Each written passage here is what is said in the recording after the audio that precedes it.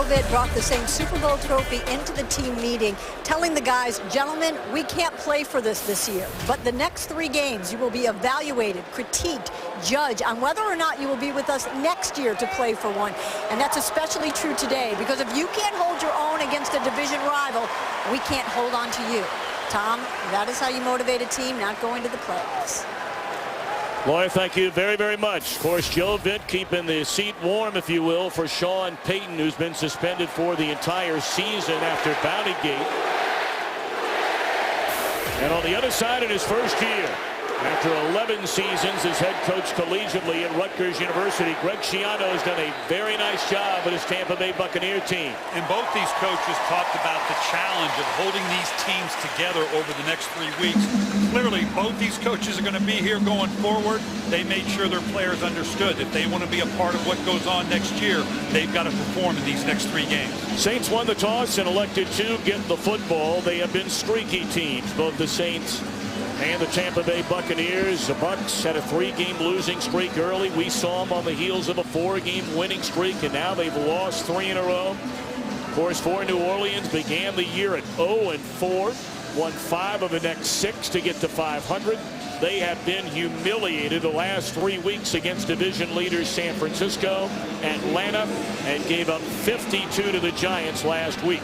Well, the strengths and weaknesses of these two teams match up. You talk about the explosiveness of a Tampa Bay team and against a defense that has given up a lot of explosive plays. And on the flip side of that, Tampa Bay, yeah, they lead the league in rushing off defense, but mainly because people don't even try because they're so easy to throw on. And Drew Brees, regardless of the record, this talented New Orleans offense is still one of the best passing offenses in the National Football League. All right, we're set to go. Michael Kanan puts it on the tee, spins it away. Tramaris Cadet, 4 yards out of his own end zone. Out across the 20 and dropped at the 25-yard line.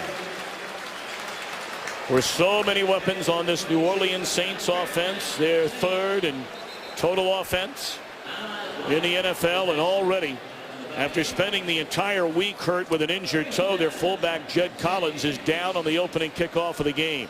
And that's significant because Joe Vitt told us that we definitely want to run the ball today.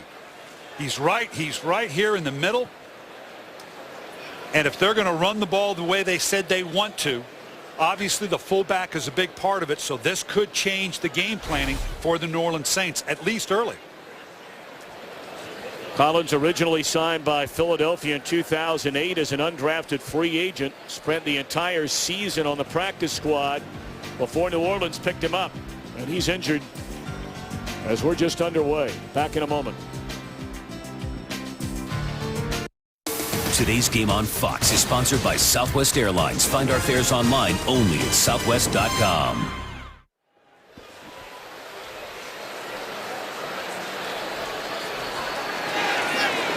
We're starting that. Well, here we go. Collins able to get up and walk off the field. We'll update you on his condition. First down and an immediate throw and a catch by the tight end Jimmy Graham. And that's a gain of 12 on first down for the Saints. And Brian, so many weapons both in the passing game and the running game for Drew Brees. Well, in the backfield with Pierre Thomas and Mark Ingram, Jimmy Graham did not play the first time these two teams met. And Jay Glazer's reporting he's going to have wrist surgery in the offseason. Marcus Colston, obviously a big part of the big plays down the field. Saints number 3 overall in total offense, 26th in rushing, 2nd in passing. And the first carry of the afternoon from Mark Ingram, coming off his best game in the NFL. There is a penalty flag down. Our referee today, Mike Carey, in his 23rd year. Holding, offense number 19, 10-yard penalty, still first down.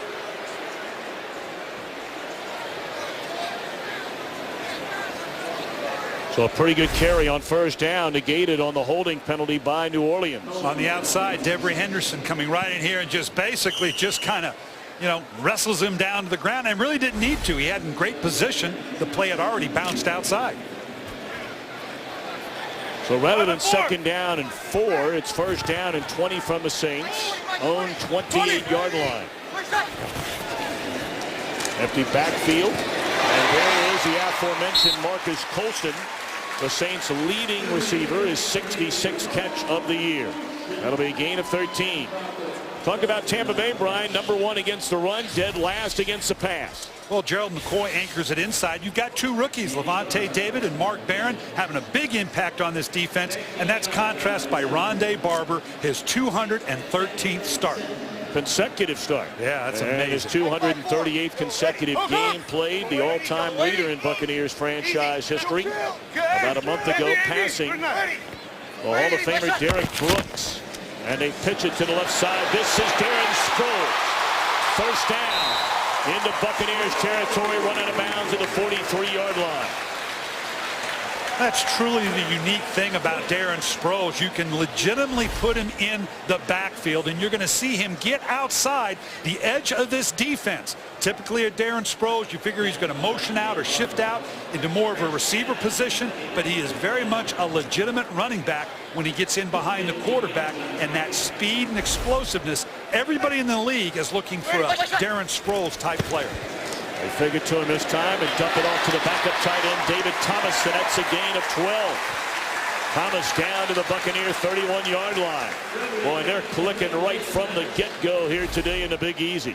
And you're going to see here, watch him move back underneath. They fake the pitch to Darren Sproles, which they just gained a ton of yards, and go back the other way with a little boot and waggle to Thomas.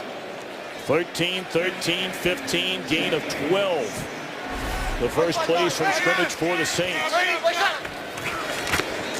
Take it to Thomas, and then they dump it off on the screen. Pierre Thomas, close to the 10-yard line. Boy, he has been so good for this Saints team.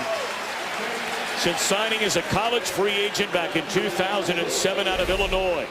Well, they've got a great stable of backs, and this is the type of thing, he's in there primarily for the running game, but you can screen to any of their backs, including Ingram, obviously with Darren Sproles. That's a huge advantage when they can all fill that same role. It's nice to see, by the way, Jed Collins, injured on the opening kickoff, is back in the game. Just outside the 11. And right back in the hands of Thomas, this time on the ground. He's inside the 10. That'll be a gain of 3, tripped up by Anthony Gator. His secondary so beat up for the Buccaneers. They have guys playing that, quite honestly, they had no inkling of getting on the field when the season began. Yeah, when you talk about starting rookies like Mark Barron, Leonard Johnson, we talked about, it is a growth curve for those young rookies. And as we said, they are last in the league in pass defense.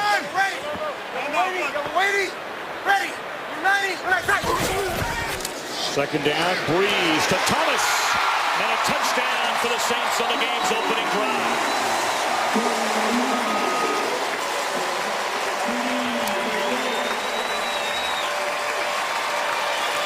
League leading 33rd touchdown pass of the year for Drew Brees, and for Thomas his third. What an impressive opening drive. And this is certainly what the Saints are capable of. The key is what happens next. Thomas there on the edge. We've already seen him catch one little boot and waggle. With all the weapons they have, and Colston and Graham, you got to know the least of Tampa Bay's concerned might be a David Thomas, and it was there, and he got the score. Garrett Hartley for the point after, and it is good. So Breeze, 5 of 5 on the opening drive, capped off by the touchdown and the lay-in by Thomas. 7-0 New Orleans. Today's game is sponsored by Bud Light, the official beer of NFL fans. Here we go. Early celebration here at the Superdome on a touchdown pass from Breeze to David Thomas. And Breeze perfect on that drive. Thomas Morstead to kick it away.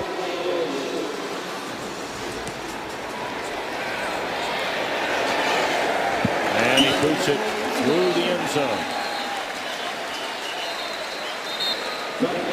I'd like to remind you, coming up January the 4th, one of the best bowl games of the year. It's going to be a great one. Heisman Trophy winner, one of the most talked about players in the country. Johnny Football, you can't do better than that. Johnny Manziel leads 9th-ranked Texas A&M against 11th-ranked Oklahoma. The AT&T Cotton Bowl Classic, January the 4th, only on Fox. So now 24-year-old Josh Freeman up under center as the outstanding rookie runner behind him, Doug Martin. They fake the pitch and drop it off to Eric Lorig out of the backfield, and that's a gain of 2. Dallas Clark making that reception rather than Lorig, I beg your pardon. Short gain on first down, and Dallas Clark's had a nice year after 9 seasons with Indianapolis. Yeah, he's 3rd in the NFL by tight ends since he's come into the league. Vincent Jackson may be the best free agent pickup in the offseason, leads the league in yards per catch.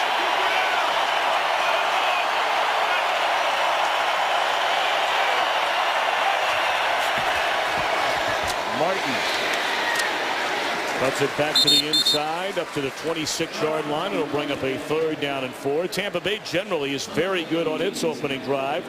But first we take a look at this much maligned Saints defense. Well, Cameron Jordan has been better in putting pressure on the outside. Curtis Lofton came over from the Falcons. Roman Harper's been doing this forever. They're without Malcolm Jenkins today. Essa Abdullah Dacus. There you go. That's the last time I'm going to attempt that one. Isa. I'm going to go with that from here on. Abdul Dacus.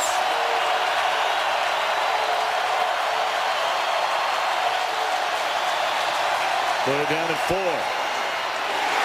Knocked down. Big hit, big pressure. Junior Gillette putting the heat on Freeman, and it is 3 and out. And that's the pressure here. You're just going to see the inability to convert on 3rd down. The pressure on Josh Freeman in a game like this is keeping up with Drew Brees, and that's what brings about a lot of pressure. They have been inefficient. As big as play offenses they are down the field, they've been very inefficient, and it shows up on 3rd down. He's under 60% completion percentage on the year. Quite as rare for this Saints defense, forcing a 3 and out, the 3rd fewest number of those among all teams in the league. Sproles tackled at the 25. There is a penalty flag down right at the 25. Good punt by Keenan, 55 yards.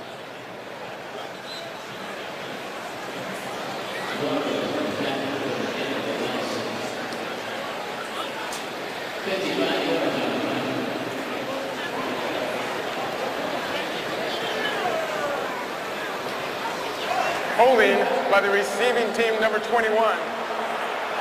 10-yard penalty. They retain possession. First down. That's Patrick Timeout. Robinson. Well, he's got the edge on him, and at the last minute, you get a little bit of jersey there. Again, kind of pedestrian in nature, but it was just enough to get the call, the typical kickoff return penalty we see every time we get a kickoff. Mardi Gras, Brian, only 57 days away.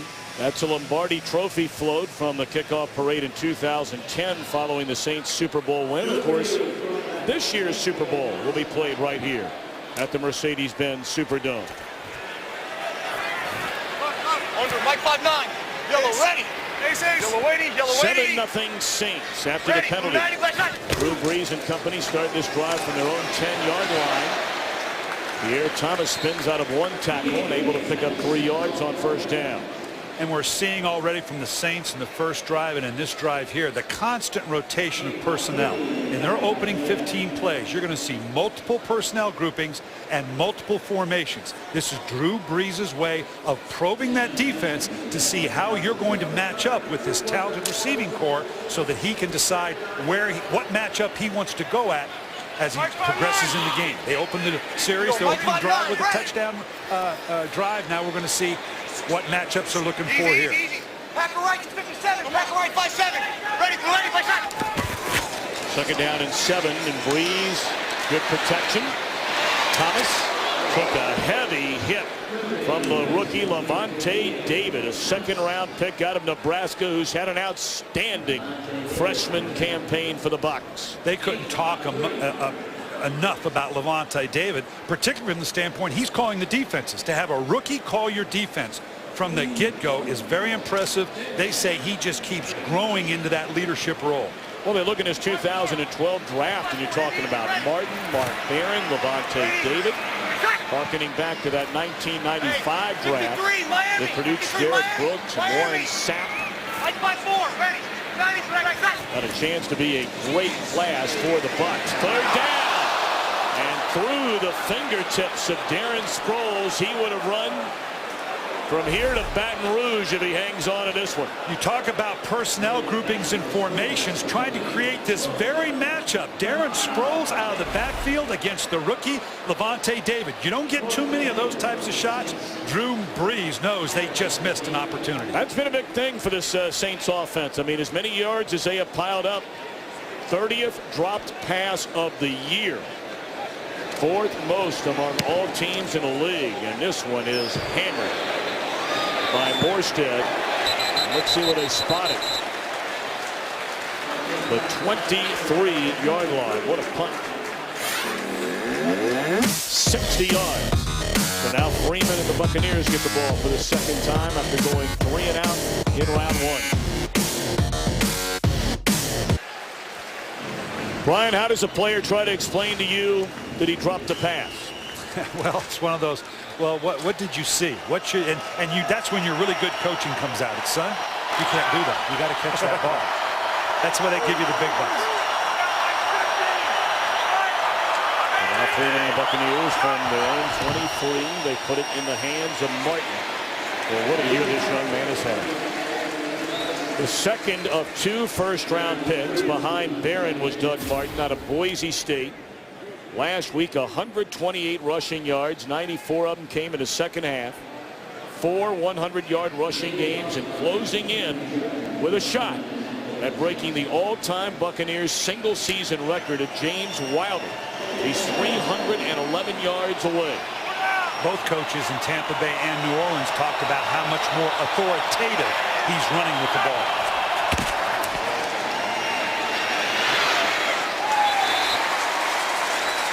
Once more, a big hit put on Freeman. This one by Will Smith. And it's 3rd down and 7. I know Josh Freeman was under pressure there with Will Smith, but those are the type of passes that has hurt this Tampa Bay offense. Josh Freeman, as good as they've been down the field, as I mentioned earlier, they're under 60% in completion percentage. That was a very catchable situation. Now you've left yourself with a 3rd and long.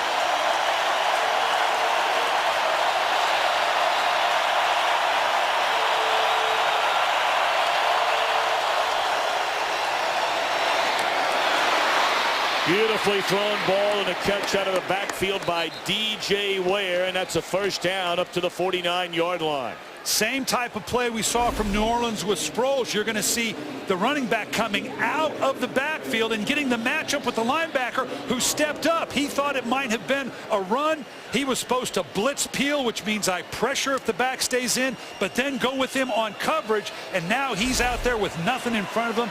DJ Ware making the most of his opportunity. First down here in this opening quarter for the Buccaneers.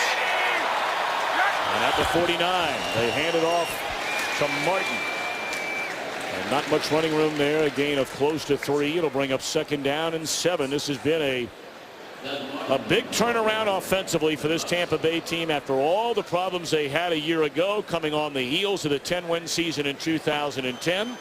They are among the most prolific offensive teams in the NFL. And it's that combination, what Doug Martin has given them in the running game, sets up the play-action passes, and that's where the big plays in the passing game come from, off play-action passes. Vincent Jackson at the top of your screen. But a crossing pattern by once more the tight end Dallas Clark, and that is to the New Orleans 44. It'll bring up 3rd down and 3. Tampa uses Dallas Clark much like New Orleans uses Jimmy Graham. They'll flank him outside the body of the formation to see what the matchup is. You walk a linebacker out there, you walk a safety out there. Mike Sullivan, the offensive coordinator, knows he's got a lot of weapons to work with, but it all revolves around the running game and Doug Martin.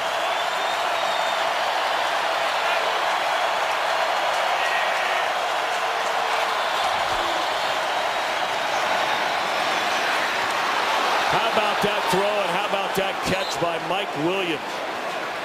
That was good coverage by Patrick Robinson. But the 6'2", 212-pounder went up and got it. This is the classic back shoulder throw. Remember, Williams, before Vincent Jackson showed up, I think got away with just a little bump there. Nothing egregious. But he was kind of the #1 guy. I don't know that he's a #1 receiver. He has really blossomed with the presence of Vincent Jackson. Teams have to account for Jackson. That gives Mike Williams the one-on-one matchups like we just saw. Martin trying to cut it back to the inside and closing ground quickly was Tom Johnson. Big fella coming down the line from his defensive tackle spot.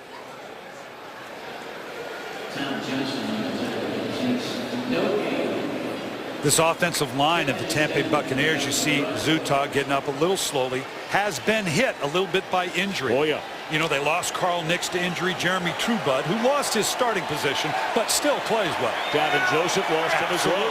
Absolutely. So they've taken a hit and held up pretty good.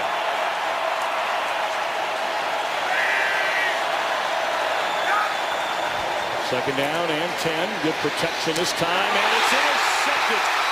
Poorly thrown ball by Freeman. And into the arms of Jabari Greer.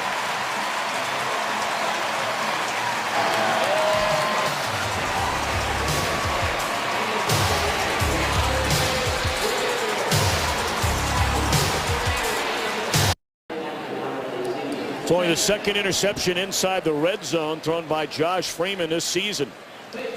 Yeah, and that was a tough one because we saw the pass earlier, same type of throw to Dallas Clark, but Jabari Greer at corner is a lot more adept at taking on a Dallas Clark from the outside than we saw earlier with a linebacker and safety, and I don't know that Josh Freeman took that into account. So 7-0.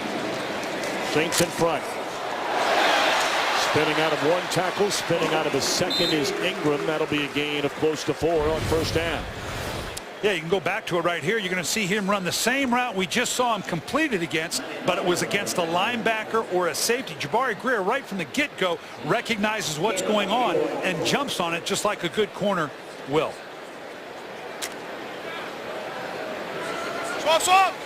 Greer's been around a long time. Originally came up with the Buffalo Bills, signed as a free agent and a big part of their championship team from 3 years ago here with the Saints. Second and 6, pump fake one way. Then out of the backfield it Sproles. What a nice tackle made by Leonard Johnson. And let's check in. Back in Los Angeles, a big start for the Falcons today. Yes, sir. Trying to wrap up home field advantage today against the Giants. Matt Ryan hooking up with Tony Gonzalez, 12-yard score. Falcons have had the ball twice, scored touchdowns each time. They lead at 14-0 in the first quarter. Tom, Brian, and Laura. Let's remember that playoff game last year where the Falcons were humiliated by the Giants. That's an important mental game, don't you think, today, Brian, for Atlanta? Absolutely. Just like Atlanta getting past these New Orleans Saints a couple weeks ago, playing the Giants well was key. Jimmy Graham up to the 41, and that is a first down. Again, we talk about matchups. You see Jimmy Graham on Anthony Gator. Or excuse me, they try to peel off and cover him with Morgan Aaron. I don't think that's going to happen. I don't know that you want to see that matchup too much with a defensive end like Morgan Aaron on Jimmy Graham too often. First down and out of the backfield. Catch is made by Sproles. They try to cut it back to the outside and got up to the 43-yard line. 2 minutes to go here in the opening quarter. And the Saints with a 7-0 lead, scoring on their first drive of the afternoon. Well, we continue to see the constant rotation of personnel and formations. We've already seen a couple matchups like we saw with Aaron Morgan and Jimmy Graham. Just the constant movement of personnel and formations create those kind of mismatches. And around, they put it in the hands of Devery Henderson. Still on his feet. They say he stepped out of bounds. Back at the Buccaneer 44-yard line, but the carry is good enough for a first down. And that's the great thing here. You can run these kind of reverses right there. You can just see him coming from the in line with so many people. Devery Henderson. We've seen it with Marcus Colston. Obviously with Darren Sproles. You can even see it with the Jimmy Graham. They can do this with virtually anybody in their receiving corps. So first down at the 44-yard line. Saints trying to increase their lead from 7-0. Play action. all day to throw. And that's Colston to the 17. Well, you give Drew Brees that kind of time, and you are in a load of trouble. Yeah, Tampa Bay has not been able to put a lot of pressure on quarterbacks, and this is just a deep pivot route. He's sitting in the open zone. He saw where Levante David was, so he drifted back into the hole. Drew Brees could see where the hole was. He counted on Marcus Colston to pull up and recognize, I think I'll just sit here and get the pass. Tampa Bay late getting substitutions on the field. Out of the shotgun, quick slant catch. Made inside the 10, down to the 7. First time we called the name of Lance Moore. His 54th catch of the season. Well, you can see right here, what do we talk about? The number of different personnels between regular, which is 2 back and a tight end, 2 tight ends, 3 wide receivers, 4 wide receivers. And believe me, there are multiple variations of their 2 tight ends. They may have 2 and 3 variations of their 3 wides. End of the first quarter, 7-0 Saints. Fox NFL Sunday continues after these messages and a word from their local Fox station. Bracciano bringing his entire defense to the sideline in between quarter. He does not look happy.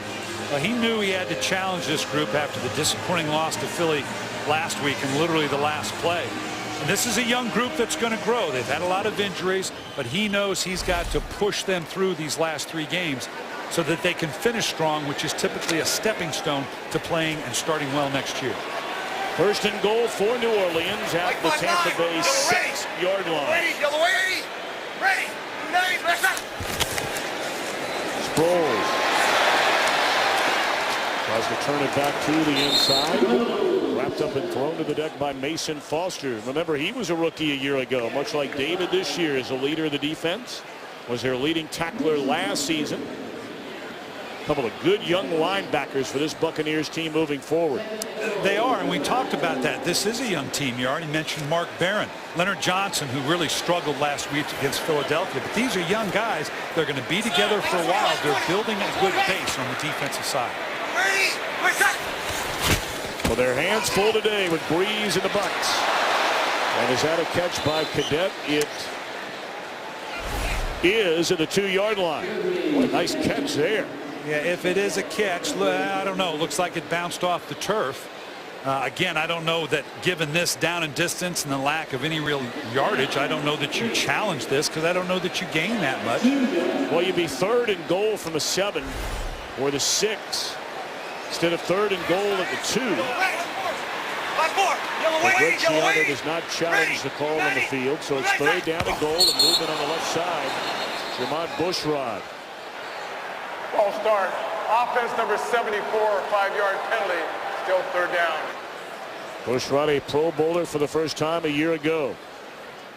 Yeah, I think he was victimized there a little bit by, you saw Lance Moore move out a little bit. I'm not sure Drew Brees wasn't looking to change the play to take advantage of that.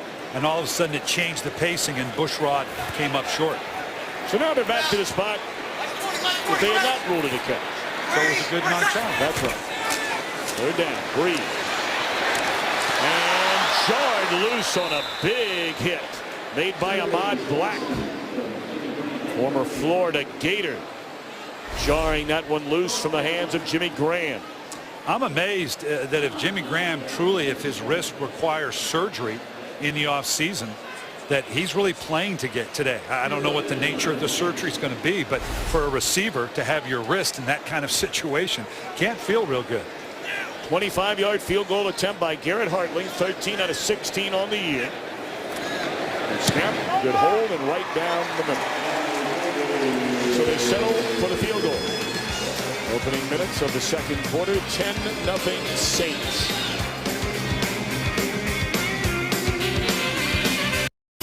Today's game is sponsored by the all-new Ford Fusion. Go further. By Miller Lite. It's not just a good time, it's Miller time. And by Citizen Echo Drive. Fueled by light, a watch that never needs a battery. Believe it or not, the St. Charles streetcar is the oldest continuously operating street railway system in the world. Began service back in September of 1835. That's when Brian Billick was in his first year with the Ravens. To be a great city, you have to have trolleys or streetcars, don't you? Or at least the L in Chicago. All the trolleys in San Francisco, right? That's my qualifier for a great city. All right. I'll remember that when you say something nice about a city that doesn't have it.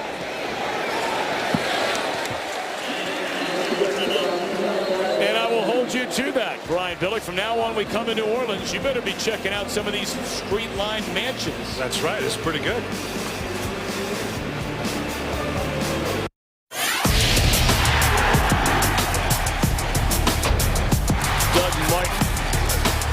They're hoping he can ignite this Tampa Bay offense and get something started. They got down into the red zone their last drive before the interception thrown by Freeman. Only his 9th interception thrown the entire year. It's out here. He's used to this coming out of Boise State. He knows what to do when he's put out in the slot like this.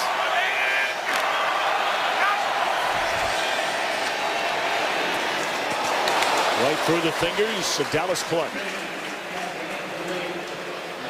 We invite you to join the NFL celebrating 50 years of the Pro Football Hall of Fame, the golden anniversary. Why not visit Canton, Ohio? More than 10 million fans have. Visit ProFootballHOF.com for more details.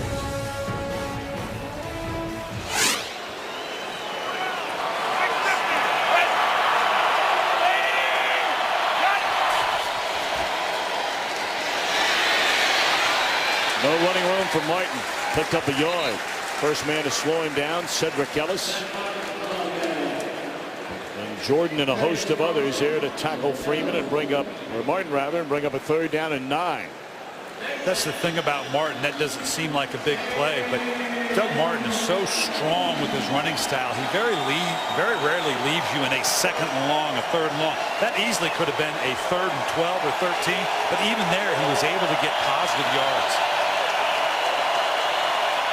DJ Ware comes on out of the backfield. He had the big 3rd down catch, you may remember their last drive. Blitz coming.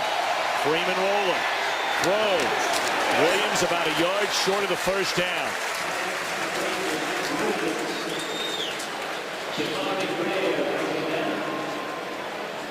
And this is where you really have to rely on the receiver to know where he is on the field. He may have to get that last yard or 2 on your own. At the very least, stretch the ball out and give yourself a chance to get the 1st down. Second time in 3 possessions the Buccaneers have gone 3 and out, and we brought up earlier 3 and out. That is rarefied air for this Saints defense, giving up nearly 440 yards per game.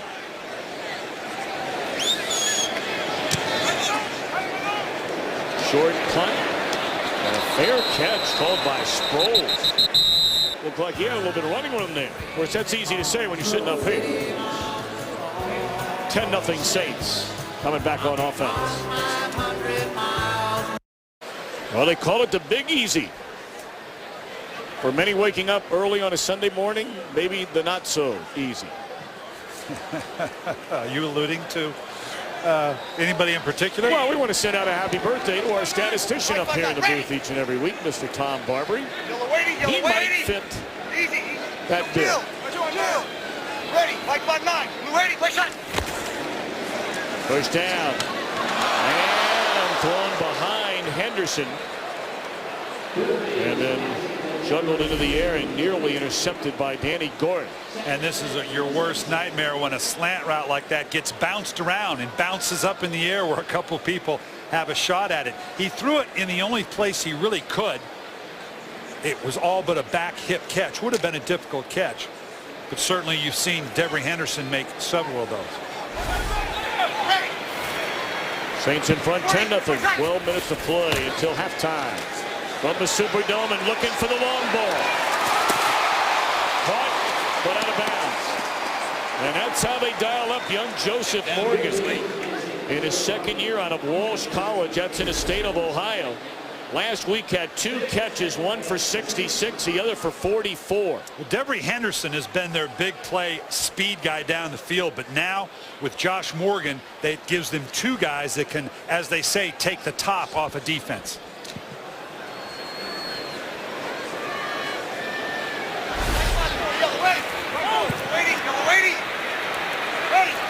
Third down and 10 at the 31-yard line. Breeze dancing around, wrapped up, and then just let it go.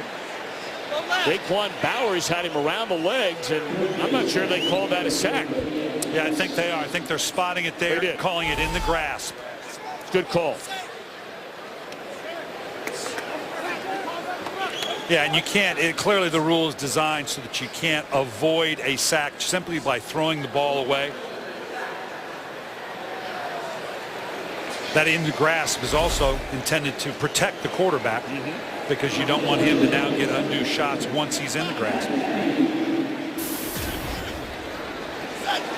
So now Morstead punts from his own 10-yard line. Roscoe Parrish waiting on another beautiful punt. But lots of running room. Now kicked his coverage. And Parrish across midfield. Slammed to the deck by Jonathan Casillas. But not before a big return. There is a penalty flag down behind the line of scrimmage. Team number 47. That 10-yard penalty will be assessed at the end of the run. First down. So they'll tack on 10 more yards at the end of that outstanding return. 39 yards by Roscoe Parrish. Buccaneers in business when we come back.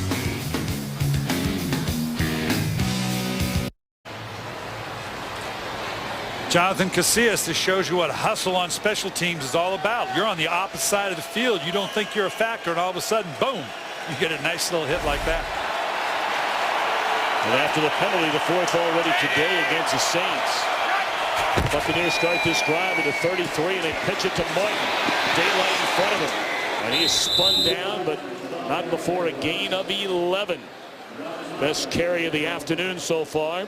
And what has been a quiet day offensively so far for Tampa Bay. They did, on their second possession, get inside the red zone before Freeman threw the interception to Jabari Greer. And let's remember last week, New Orleans was victimized by the New York Giants. They got jump-started with a couple special teams play that got them going. I'm talking about the Giants now. Tampa Bay's got to hope this big special teams play has set them up for their first score. That was 287 kick return yards allowed by the Saints in that loss in the Meadowlands. And Will Smith waiting on Martin after the handoff, and we check in back in Los Angeles. Well, if you wonder why Adrian Peterson had 1,600 yards coming into today, take no further look than this play. His 9th carry of the game, he takes it 82 yards for the touchdown. More importantly, it puts the Vikings up as they try to keep their playoff hopes alive, 14-7 in St. Louis. Tom and Brian and Laura. Those hopes are very much alive. And with Chicago ahead of Green Bay, this is going to get interesting in the NFC North. Well, big ones today for Washington on the road at Cleveland. Later today, Dallas home against Pittsburgh. And wide open in the end zone was Williams, and Freeman missed him. Wow.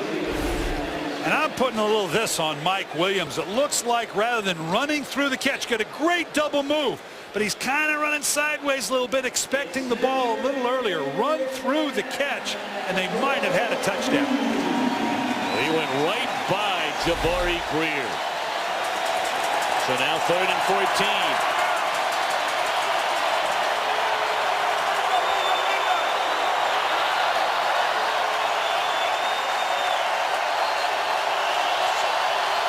Blitz coming, they pick it up, and right into the arms of Raphael Bush. And much like Reggie used to run it, wearing that number, he's dancing around, and now into the open field, and caught from behind by Mike Williams. 2nd red zone interception today by Josh Freeman. That one was nowhere near the intended receiver. I think that was a case of Freeman and Vincent Jackson not being on the same page. I want you to, Jackson just heads down the top of the numbers. It looked like Freeman thought he was going to break it off and make his way into the hash, and Vincent Jackson was just screaming down the numbers. That was miscommunication between the quarterback and the receiver.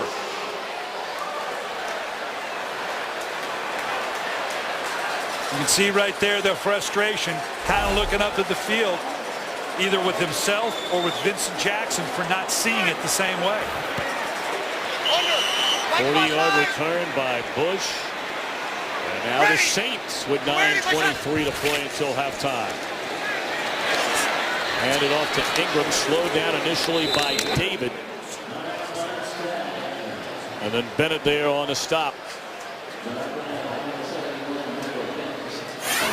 You get to show that you can be a starter in this league and that you can keep balling. You get to just keep showing that you're a baller, dog, and why you should be in the football. You get a chance to just ball out and fight for your spot and let people know that you deserve to be here. We got an opportunity, dog. Don't not waste it. Words of encouragement for the Saints defense by the injured Malcolm Jenkins, who went on injured reserve with a hamstring injury this week. And make no mistake, you know, the defense of the New Orleans Saints, which has been the issue for the Saints, it's a talented group. You got a bunch of first rounders in there. Defense number 71, 5-yard penalty, still second down. Cedric Ellis, Cam Jordan, you got Will Smith, Broderick Bunkley, all but a first rounder with Philadelphia. You got Jonathan Vilma is in that group, and then Patrick Peterson. So there's talent in that group. It's just a matter of them coming together as a group, just as Malcolm Jenkins was challenging them, going one by one. This is why you need to play well today. This is why you need to play well today. Pitch it to Darren Sproles. And after the penalty on 2nd down and 8, he gets about 3 of that back. There is a flag down once again.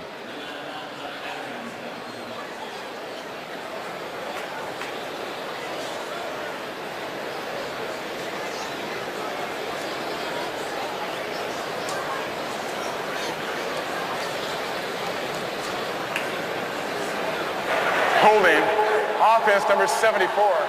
10-yard penalty is still second down. Second penalty today on their left tackle, Bushrod. And we'll take a look over there at wow, Adam Hayward. And that shows you the frustration of the season. We talked about the emotional difficulty for this Bucs team that was in the thick of the playoff run before they gave up literally a last-second loss to Philadelphia. And he going at linebacker coach Brian Cox, who in his own day was a fiery player. You can see the frustration of the season boiling up for the Buccaneers. Well, Brian Cox was a fiery player, wasn't he? Penalty flag comes in. That looked like pretty good coverage here by Anthony Gator, but we wait on the flag. Before the pass, holding, defense number 26, 5-yard penalty, automatic. So Gator apparently had a hold on it. Yeah, here in the slot against Lance Moore, just as he goes by, just that little bit of a turn, you can see it almost wheels Lance Moore all the way around.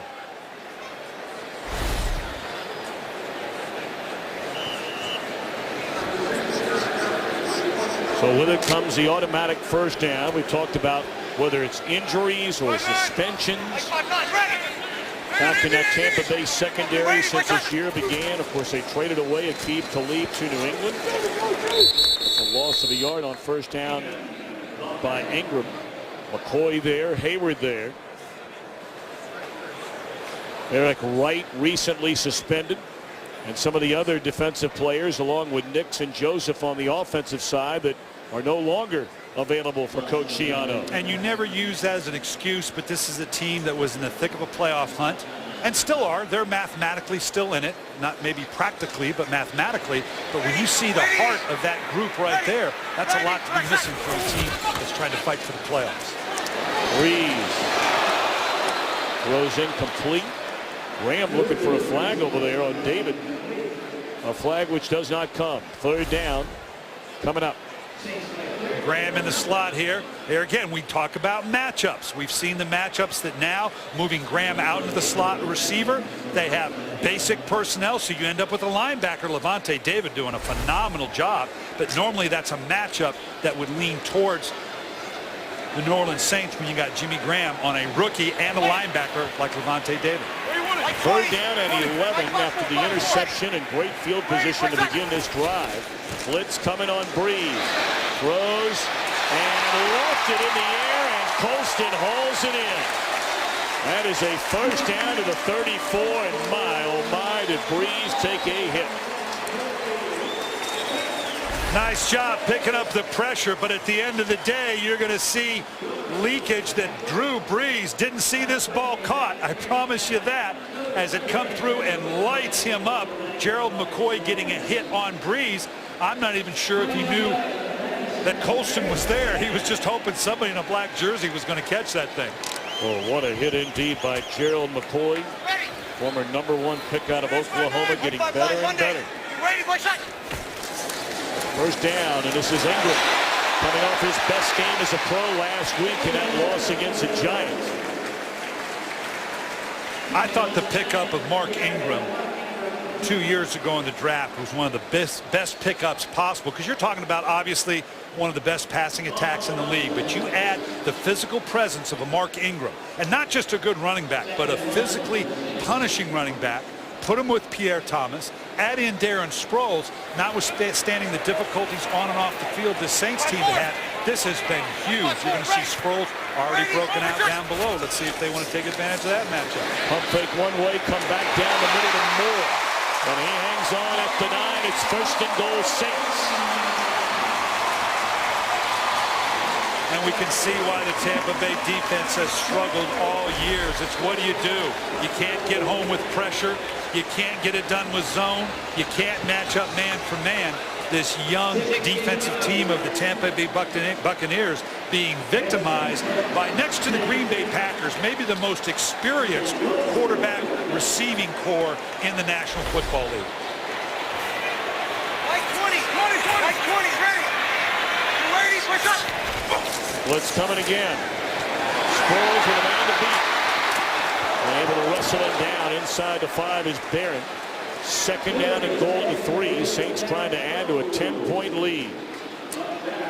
There again, we keep seeing the probing there. They got Darren Sproles on Mark Barron. Not normally a bad matchup. Barron, for a big physical safety, is very good at working at receivers in the slot. You can even put him on a good tight end. But Darren Sproles with any safety slash linebacker type body, that's an advantage you're going to take every time. Saw Breeze had some problems with his headset apparently inside the helmet. So the backup quarterback Chase Daniel comes out, tells him to play, and here it is. It was a good play. And what's the matchup? Darren Sproles on a linebacker. Levante David.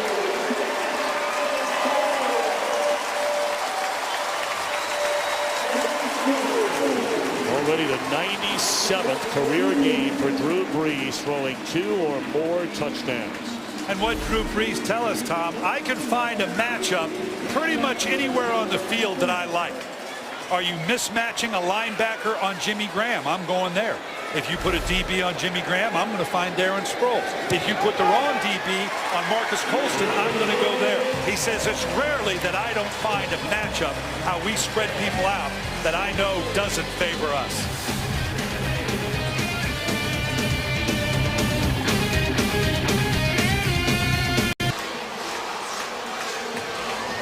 17-0 with under 5 minutes to go. He plays 51 yards after another critical interception thrown by Freeman, who had only thrown 8 coming into this game the entire year and 2 inside the red zone today. And we've talked about that as also a function of a young quarterback like Josh Freeman trying to keep up with Drew Brees. That once Drew Brees and this offense gets into that rhythm, that puts a lot of pressure on you as an opposing quarterback, because you feel the sense that I have to keep up. It's part of the reason Drew Brees has thrown 18 interceptions. They get down so often, he feels like he has to keep up with what's going on the defensive side of the ball. Parrish from the goal line. Wrapped up back the 20. Don't miss the epic 2-night finale. Only the X Factor can deliver. First on Wednesday, the final 3 face off live for your vote. And on Thursday, some of the biggest names in music perform live. Plus find out who wins a $5 million prize. The X Factor. two-night season finale live this Wednesday and Thursday only on Fox. And now the Buccaneers trying to gain a little momentum, looking for some kind of a score in the final 5 minutes of this opening half. Freeman faking one way, rolling the other, and dumps it off to the backup tight end Luke Stocker. And that's a gain of 14, call it 15 on first down.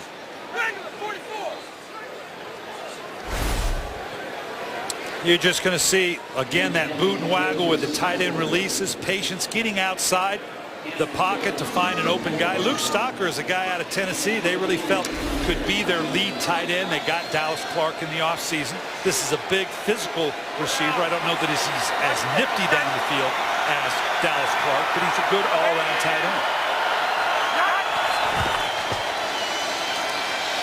Good protection this time. Boy, that's just an awful throw. It's not been a good day. And a second straight week, it's been a bad first half for Freeman.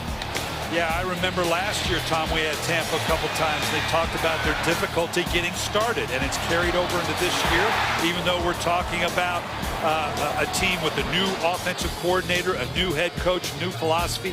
This last one, that intermediate, we talked about how they're a big play offense, but they don't have efficiency in the intermediate game. Josh Freeman under 60% on the year in completion percentage. Second down and 10. And just nowhere to go. Lofton 2 yards behind the line of scrimmage. Freeman last week against Philadelphia in the first half was 5 out of 16. Total of 79 yards of offense, and so far today 76 passing yards, 2 interceptions for Freeman. Well, they're 26th in the league in third down conversions, and a part of it is because of the lack of efficiency. Yeah, they got big plays, and as well as they're running it, they're in a lot of convertible third downs. This is a little bit tougher.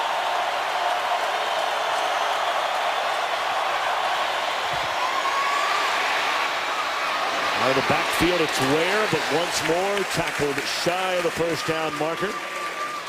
So punting is Tampa Bay, and now you're giving Drew Brees and his Saints over 3 minutes to play, 3 timeouts, and of course you have 1 stoppage with a 2-minute warning. Josh Freeman knows, his coach Greg Schiano, he knows that the last 3 games is all about what are we going to do now? Are we going to get better? What are we going to do when we're on the road down 17 points to a division rival? Right now, the answers aren't coming for this young Tampa Bay Buccaneer team. Hunted away by Kanan, and Spurs dropped right at the 20. Good coverage by Leonard Johnson. 2 minutes and 43 ticks away from halftime. How about it, Kurt Menefee? Coming up on the Visa Halftime Show, we'll get you all caught up on a great day of action in the NFL, including a huge AFC matchup as Peyton Manning and the Broncos visit Baltimore, and Houston tries to bounce back against Andrew Luck and the Colts. We'll see you on the Visa Halftime when these guys will be working. Brian Billick, you make your home in Baltimore. You won a Super Bowl there, coached for a decade with the Ravens. What about the move this week of John Harbaugh firing offensive coordinator Cam Cameron? Yeah, this late in the season, I don't want to say a desperate move, but clearly some things going on when you make that kind of move on a 9-14. Of course, as always, it's when did you win the 9 and when did you lose the 4? You know, Cam Cameron had been under fire a great deal. And at the end of the season, John Harbaugh went in, it kind of said, look, no, we can go forward together. But I think part of it has to do with, obviously, the lack of offensive productivity.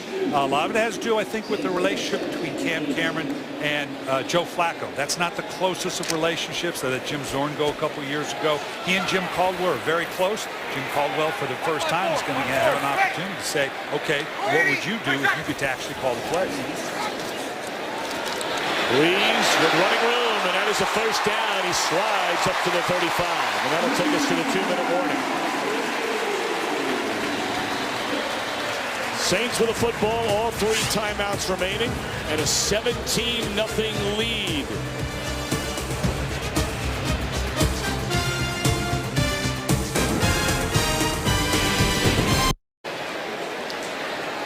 Well, some might ask the question, how much does coaching matter? No Sean Payton here this year. That's no indictment on Joe Vitt. Who, of course, came back from a suspension himself, part of that entire bounty game that seemingly never ends, was back in the news again this week. The former commissioner Paul Tagliabue issued that 22-page report as Breeze is able to get it off before he is dropped. Well, this is the classic coverage sack. He's got no place to go down. Sproles underneath. Colston goes deep on the outside. Everybody's smothered. Come back to the right side. Graham can't get open. You got Henderson on the outside, or excuse me, Moore. There's just no place to go. Drew Brees normally would get rid of a ball like this, and he was able to get the ball out, but he paid a little bit of a price this time. Or did he ever? Only Tom Brady and Bill Belichick, Eli Manning and Tom Coughlin with more wins as coach quarterback combination since Breeze and Peyton came together to New Orleans back in 2006. Breeze just throws it in the ground. That was played beautifully by Tampa Bay. And you know, Brian, so much has been made about Bounty Gate, almost to exhaustion, but it came back in the news, as I started to mention earlier this week. And we're not talking so much about that. The overall effect of Bounty Gate on this team, in your opinion, would be what? Well, first it takes away your head coach. Then it takes away your interim head coach, your general manager. And we saw it this week. Not huge, but there again, it all came up with the verdict brought down by the Commissioner Tagliabue. There again, it comes up during the week. One more thing for your players to have to deal with. It's been an ongoing saga that just every second you're not preparing for the opponent at hand, whatever the reason, it hurts you, and that has hurt this same team. Well, third down, incomplete, nearly intercepted. So now Freeman and the Buccaneers will get the ball back. Jonathan Vilma's been in the middle of all that. He has said all along he wants his reputation and his name cleared. Now, whether or not that's something that's ever going to happen, only time will tell. Let's keep in mind, Commissioner Tagliabue did not absolve those players. He simply said he felt the organization and the coaches were more culpable. They're spinning a little bit like, well, we've been exonerated. Well, no, you haven't. Just a change of responsibility. So that's where I don't know what was accomplished this week by the verdict or judgment by Commissioner Tagliabue, but it has certainly kept it still in the news. And as a coach, that had to concern me if I'm Joe Vitt, because it's just one more thing we have to deal with. Hey, you know, I think what more importantly to Saints fans now, there have been so many rumors swirling around about the contract that was and the contract that wasn't. Getting back to Sean Payton, is it a done deal that he's actually going to come back here? His reinstatement by the commissioner, Roger Goodell, as you look at Mickey Loomis, their general manager, you know, really it's a state of flux in so many areas right now. Will Sean Payton be back here next year? I cannot fathom the circumstances that would let Sean Payton leave here. What that would do to the league, what it would do to this organization would be stunning. Freeman on first down. Was incomplete. Knocked out of the hands of DJ Ware by Albert Mack. Mack had a big 73-yard interception return for a touchdown against the Giants last week. So you think Sean Payton's going to be back here next year? I just can't. What that would do to the league, whatever the circumstances that led to it, they had an agreement that it was agreed upon. And every contract, player and coach, goes through the league, and often it'll come back and go, well, no, you got to make an adjustment here or there. That's all this was. If Sean Payton were to leave the New Orleans Saints, I think would do irreparable harm to this league. Freeman had a lot of time, and then time ran out. Great coverage down the field. He took a lick from Will Smith.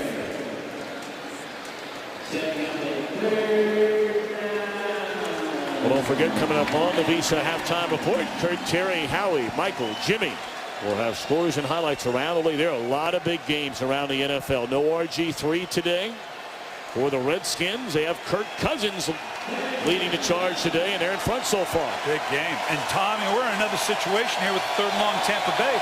New Orleans may still get the ball again on a 3rd and 10.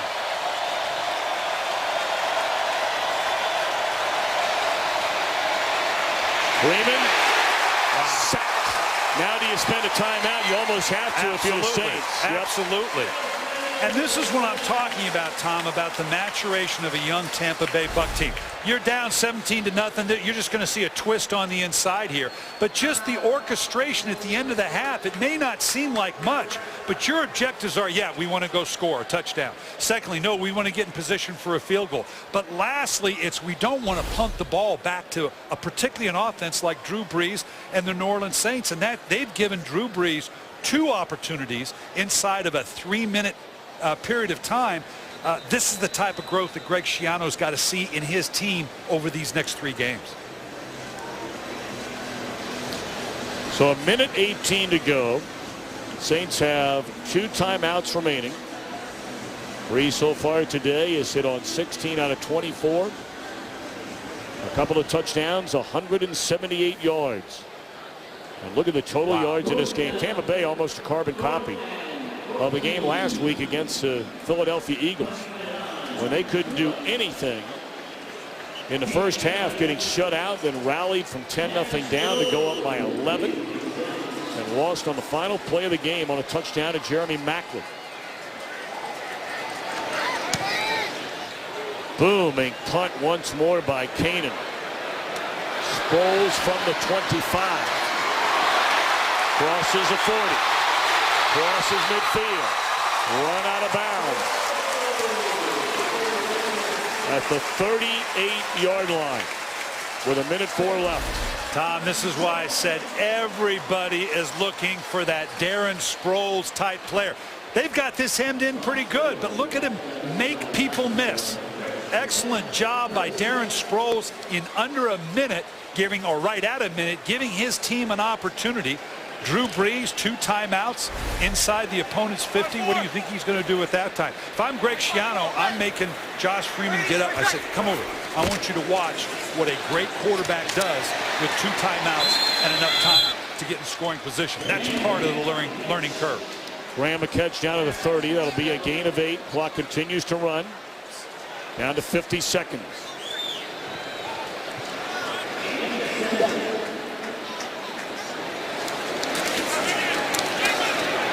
Graham once more, and boy, he took a hit from Barron. #1 pick out of Alabama. This is a great job by Barron, who is that physical presence. Great hit. You know, someone's got to tell me the difference between that hit and the hit we saw in Des Bryant last week by Reggie Nelson in a huge play. There was no difference in those 2 hits. Why is one a penalty and why not? We'd said it during the game. I thought that was a huge mistake. That had a big impact on that game. That could have an enormous impact on the season for the Bengals. That was a drive where Dallas wound up scoring their only touchdown in the second half to come back and win that game. And that drive kept alive on the penalty that was whistled against Nelson. Timeout called by the Saints. 1 more left. Yeah, this is the thing that you just love out of this offense. Drew Brees, baby. Here's a shot to the ground. Now he's outside to Marcus Colston. Oh, those 2 covered. I'm going to go into David Thomas for a touchdown. He's not there. How about Lance Moore? I'll go to Lance Moore. Oh, by the way, there's always Darren Sproles I can go to. There are so many options. He's got his he's gone to 7 different receivers today. Each and every one of them can kill you. And I always talk about it. People ask me, what makes a good receiving corps? And I tell you what I want. I want to be able to take my 5 guys and go on the road, and you can give me any 5 you want, and I'm going to beat you on the basketball court.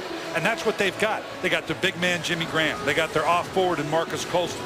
They got their 3-point shooter by way of the big play with Devery Henderson. They've got their off guard with a Lance Moore. They've got so many different options. You don't want all of the same guy. Everybody brings a different talent to the table.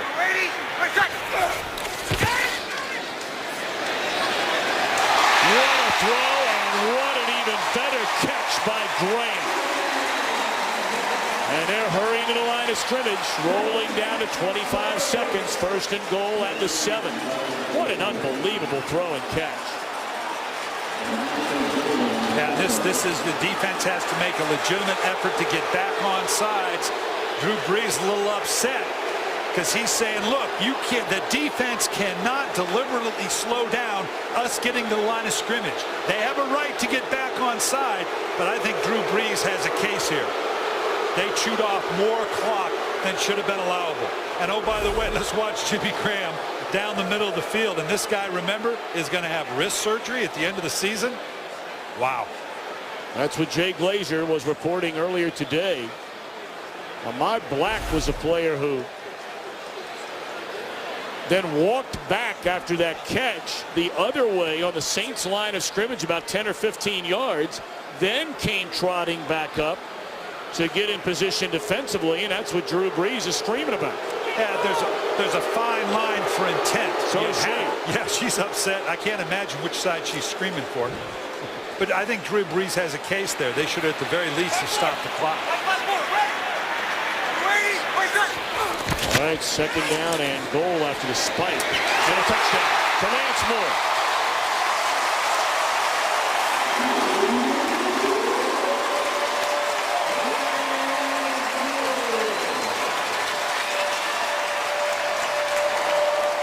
What I call my off guard.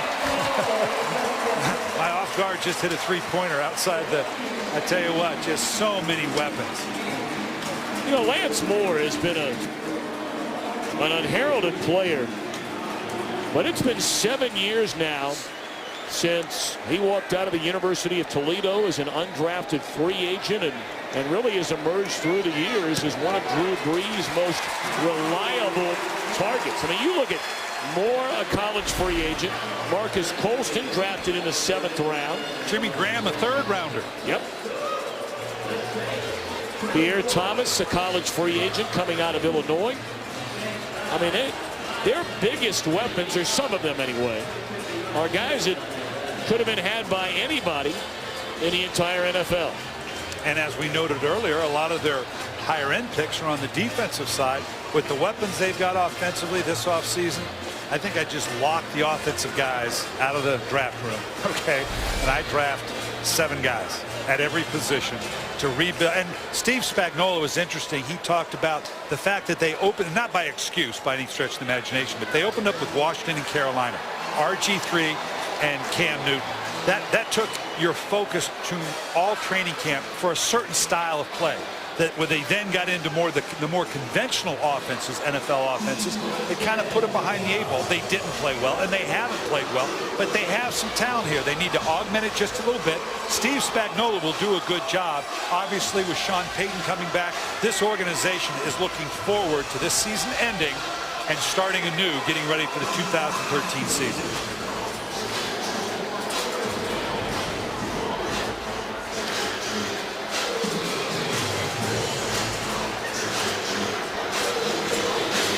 It's not a happy face. And when you have to explain that much as an offensive coordinator to your head coach, it's normally not a good thing. B.J. Ware on the bouncing kickoff up to the 34-yard line. We have one more play. Tampa Bay will get the ball to begin the second half. The last time New Orleans pitched a shutout in the first half, it was in Tampa. October the 17th of 2010. That's a long time ago. And they've done it by attacking the strength of Tampa Bay Buccaneers. We've not seen a big play down the field by Tampa Bay. So it's been, okay, let's see if you can go 10-play drive. They're next to last in the league in 10-play drives and haven't come close to generating one here. So the Saints, losers of 3 in a row, where they have just been overwhelmed by 3 straight division leaders, starting with a game against the 49ers, then Atlanta last week against the Giants, giving up 52 points, losing in the Meadowlands. But back on the home front, and Drew Brees throwing it all over the field. It's a joy to watch a Drew Brees operate on a team that's out of the playoffs. There again, you can learn so much. He recognizes, now how much more does Drew Brees have to throw the ball to get better? No, but as a team, we want to finish strong because it's been proven time and time again. You finish the season strong, it's a stepping stone into 2013. That's the end of the opening half. 24-0 Buccaneers trailing the Saints. Lisa, halftime report right after these messages and a word from your local Fox station.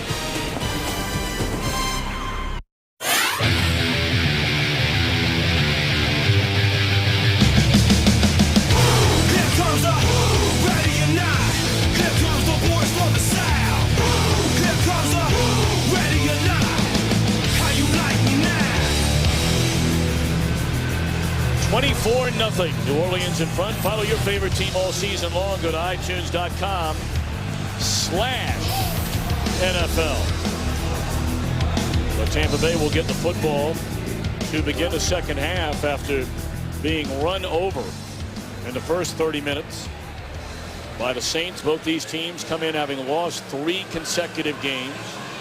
Saints have gotten all the way back to 500. Tampa Bay was 2 games over 500, and everybody talking about the playoffs. But now 3 straight losses, trailing 24-0 here. We'll see if they can bounce back in the second half.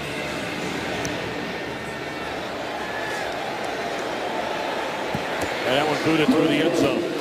Well, Brian, the bottom line is you're still facing a Saints defense that ranks dead last in the NFL. So if you can find some answers offensively, you got a chance to get back in this thing. Well, we've already talked about they haven't gotten the big plays. That's the hallmark of the Tampa Bay offense right now. They have the capability of being efficient in the running game. Doug Martin's had a good year. But as I said earlier, they're next to last in league in 10-play drives. New Orleans is going to get in a configuration that says, we'll give you anything underneath you want. We're not going to give you that big play. We're going to see if you can go the length of the field, and that's the challenge for Josh Freeman in this offense. Can we do that?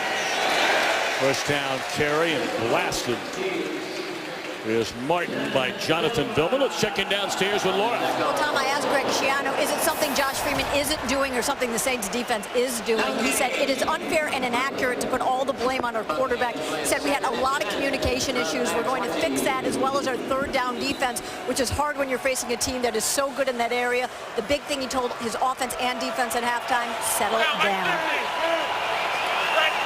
Second down and 10. First time we've seen LeGarrette Blount check into the backfield. Thrown down the middle of the field, and it is caught. Or is it incomplete?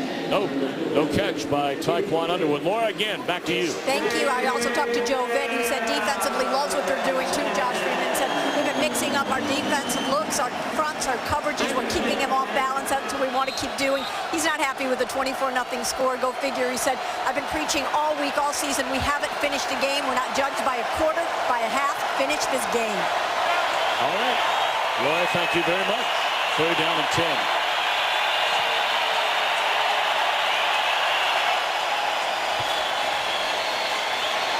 Freeman all day, and now the pocket collapses. He'll run it. But looks to be about a half yard short of a first down. There is a flag down.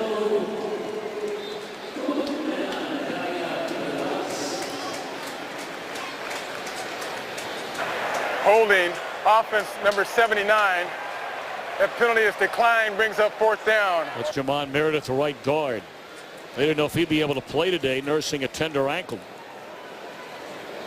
I talked about all the shifting because of injuries to Pro Bowl guards for the Buccaneers. Carl Nix, a longtime Saint, and Davin Joseph over at right guard.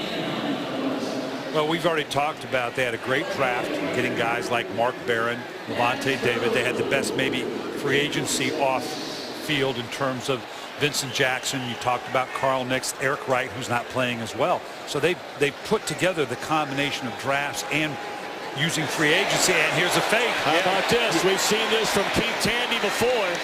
And he is up to the 48-yard line. So Greg Schiano looking for some kind of spark. Trailing for 24-0, and they convert on the fake punt. And why not? Why not take a shot like this? Now the key is, what do you do with this? Can you take advantage of this type of and we've got a flag here. We're going to have to see what. Oh boy, this would be lethal if it took away a first down on a bold move like that out of Tampa Bay. There's no foul on the play. First down. There you have it. Just a direct snap to the up back right here. It's all about a number count. He could have called it off if it weren't right. Just right downfield.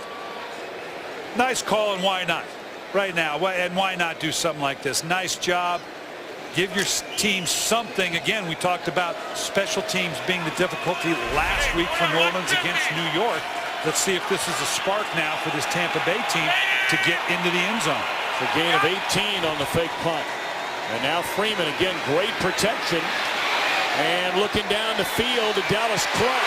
And it is intercepted by Isa Abdul-Qaddus. He got his first career interception last week against the Giants, and now he's made it 2 weeks in a row. And Josh Freeman continues to look around and bark at somebody. That's his third pick thrown today.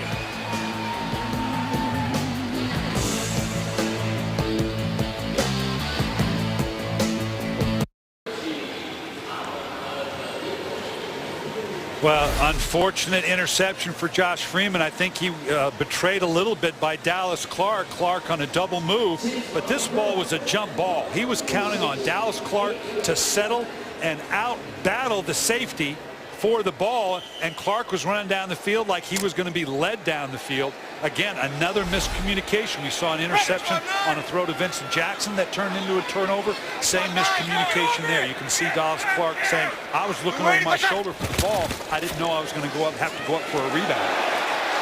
First carry of the second half for Mark Ingram. He's all the way up to the 41-yard line.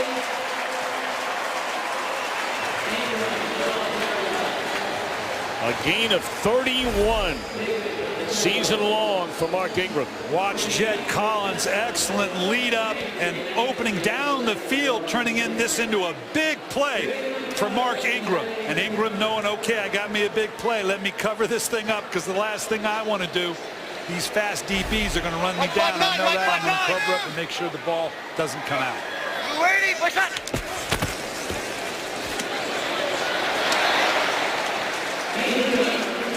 Once more to Ingram.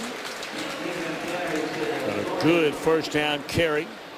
That'll be marked right at the 44-yard line, a gain of 5. And New Orleans continues to rotate personnel. It's fun to watch. New Orleans runs 3-4 guys on. Now Tampa Bay's got it. It's like watching lines changing in a hockey game, with Tampa Bay trying to keep up with all the personnel changes that New Orleans has thrown at. 20, ready.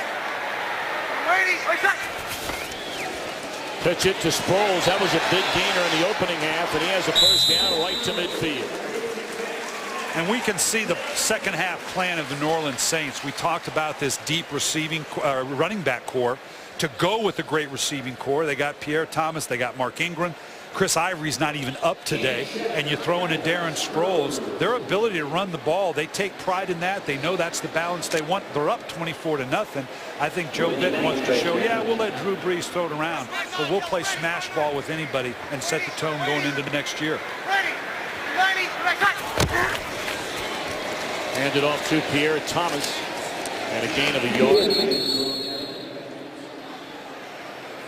Some big games going on around the National Football League in the early window here, Brian. In Atlanta, 24-0 leading the New York Giants. I tell you what, you look at the Giants, you look at the Bears losing now 21-7 to Green Bay. Redskins losing at Cleveland early in the third. Under Mike 5-9. I mean, you're talking about enormous games Ready, 90, push that. with staggering playoff implications, as Thomas stays on his feet to the 42. I mean, it is still conceivable that the 49ers are on the road later tonight in New England. You've got Green Bay trying to stay atop of their division. The Giants trying to hang on. We know about Washington, Dallas, Minnesota winning big. And all three of these teams very much into it. Not that St. Louis and Tampa and New Orleans aren't. Obviously, mathematically they are. They're done. But mathematically there are 2.5 people per kids per family in the country, which is mathematically correct, but practically totally wrong, because nobody has a 0.5 kid, right? So it's the same thing. Ready, push that. Brees, great protection again, and that is a recipe for trouble. Graham, a first down to the 32, and we go to Los Angeles.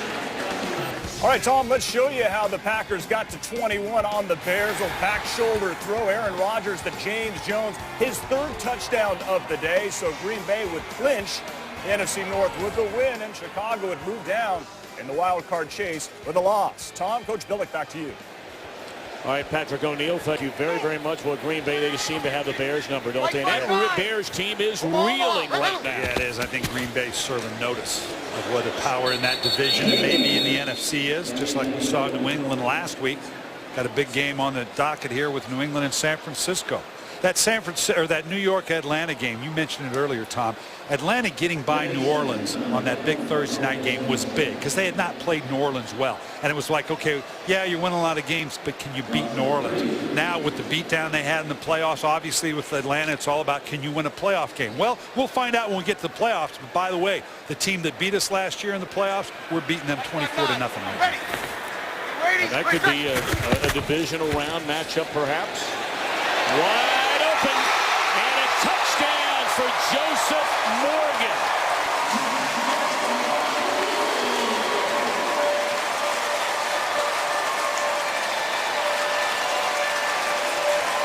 Told you Morgan only 7 catches this season, but for over 300 yards, and now a 34-yard touchdown. And this is as simple as a screwdriver. Just go vertical. Look how quickly Drew Brees gets the ball up and out of his hands. To have a Joseph Morgan now to go with the Devery Henderson, who has been their big play guy down the field. We talked about having that basketball team and a lot of options. To have the vertical threat, 2 vertical threats like Henderson and Joseph Morgan, along with the intermediate of Marcus Colston and Jimmy Graham, and the drop off to Sproles. Boy, this is as complete an offensive group as there is in the league. Tell you what, when the Saints want a wide receiver that nobody else wants to draft, they go to the Buckeye State. Moore and now Morgan.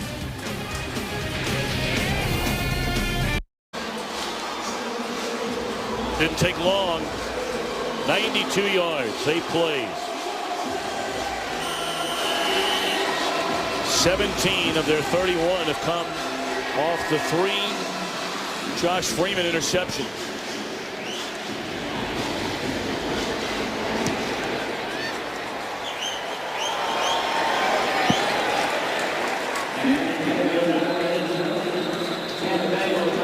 So trailing 31-0 after the touchdown pass to Morgan. Buccaneers will get the football.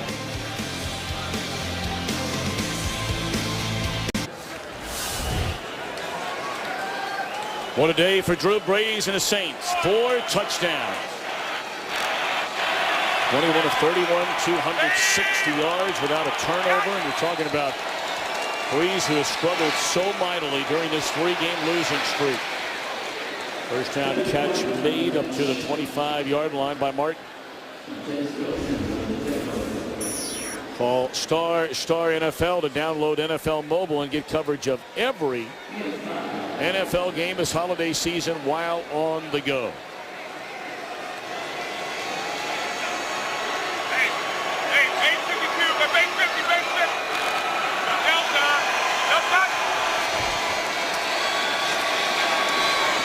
Crossing pattern, a catch, good enough for a first down to Williams up to the 35. Washington has just scored again to go ahead of Cleveland. And really, that's just the 3rd quarter just underway. 17-14 Redskins. Tampa's gone into a no huddle, trying to change the tempo of the game. Not a bad move. Try to make something happen, cut something loose. Left alone is Williams. Pretty nifty move there. And it's run out of bounds. 45-yard line. Well, we talked about both of these teams and the way their seasons have gone. Started poorly. Bucs 1-3, Saints 0-4. Tampa Bay won 5 out of 6. So too did the Saints. And both have had a rough go over the last 3 weeks. Each with a 3-game losing streak. For Joe Vitta's team going from 500 to 300. And Greg Schiano, his team going from 2 over to 1 under. It's starting to look more and more like what will be a 4-game skid for the Buccaneers, trailing 31-0. Dallas Clark the catch. Run out of bounds at the 40.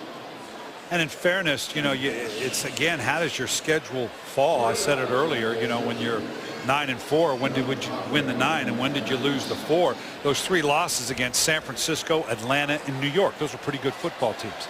And they were pretty competitive, except, of course, the New York game where they just got blown out. So this is a better football team than their record indicates, but yet they are what their record says they are. An eye on Vincent Jackson, who came in with 56 catches for over 1,100 yards. He does not have a single catch in the game today. Only twice has he been targeted in a game. And I've said it many times. Defensively, you can take away anything you want. You want to take away Vincent Jackson? You can do it. You can roll coverage. You can bracket it. But at what cost? Are you going to make him pay with Doug Martin? You're going to make him pay with Dallas Clark or Mike Williams. So far, Atlanta has not been able to make them pay for taking away a Vincent Jackson. 3rd down and 6. Throwing a catch into the hands of Dallas Clark, and that's a 1st down to the 30. 7 minutes to go here in the 3rd quarter from the Mercedes-Benz Superdome. All home teams so far. And they're kind of going with not a true no huddle, but kind of the sugar huddle. Again, this is something they haven't done a lot of, and you can see right here they're still learning to orchestrate it.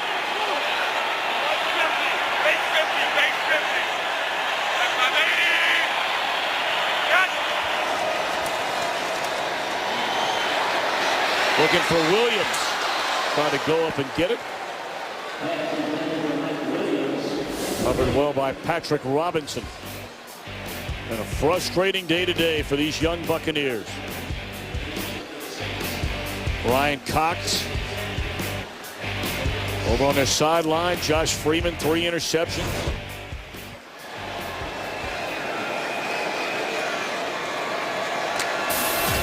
And a 31-0 deficit.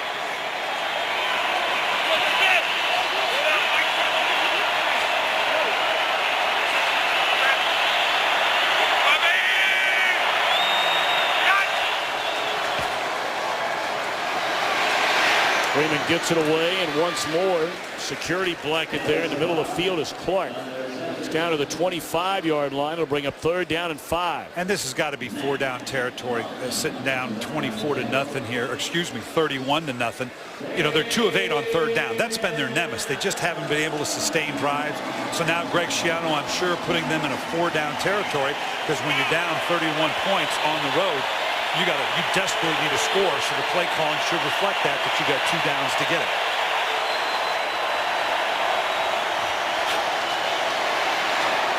Crossing pattern, and that's a 1st down catch, but there is a penalty flag back behind the line of scrimmage. This might come back.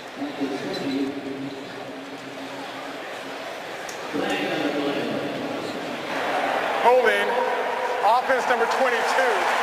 10-yard penalty, still 3rd down.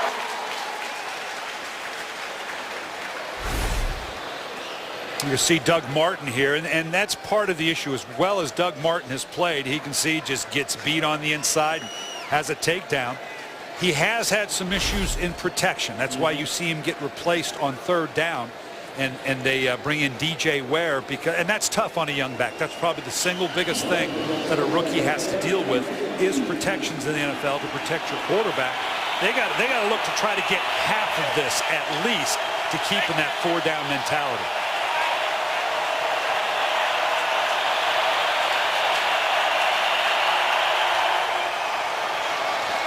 Freeman, good protection.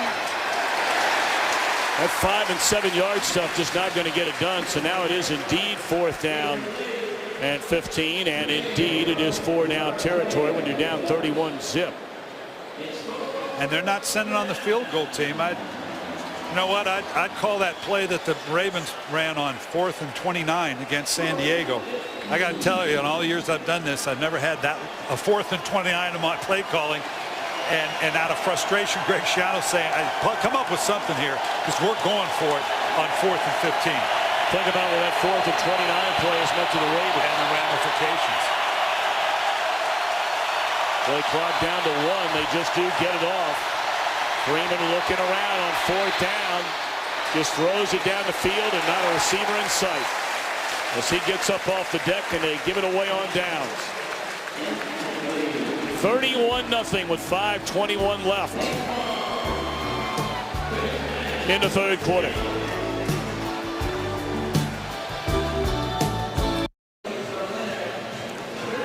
Well, we talk about the Giants getting drilled today in Atlanta. The Washington Redskins have now opened a 10-point lead in Cleveland. Dallas will play at home later today against Pittsburgh. It's conceivable we have a three-way tie atop the division race with Washington holding the tiebreak by the end of today.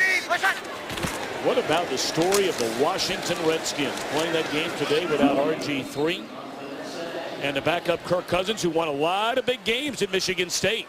Great leader is Cousins. I'm going to be interested in looking at that film this week. I imagine what I'm going to see is Washington getting back to the more conventional stretch zone that Mike Shanahan's known for. Kirk Cousins certainly operating a different game plan than RG3. I'm sure he made the calculation. RG3 looked good this week, but let's give him another week to get healthier. We think we can beat Cleveland with Kirk Cousins and bring him back on the road to Philadelphia. You and I have got that game. Anxious to see Washington go into Philadelphia next week, particularly with that divisional record. They beat Washington. They go to 4-1 in the division. That could be huge. I don't think anybody saw that coming when this year began. Everybody felt like the Redskins, who had really struggled under Mike Shanahan, trying to make all kinds of changes and a difference a rookie quarterback can make. But if they're able to win that game today without RG3, that speaks volumes about where that entire team is right now. And they defensively lost Brian Orakpo, Adam Caricature. I mean, that's huge, because if they were just that much better defensively, now you could really see the damage that they can do going forward. They've done a nice job. Jim Haslett doing a great job dealing with an injured defense for the Washington Redskins. Rolls up to the 43-yard line, spun down there, shy of a first down, so a 3-and-out for the Saints with under 4 minutes to go here in the third quarter and a big lead. Green Bay a 21-14 lead at Chicago. But Denver, and I really want to get back to this Baltimore situation, Brian. No one knows it any better than you did.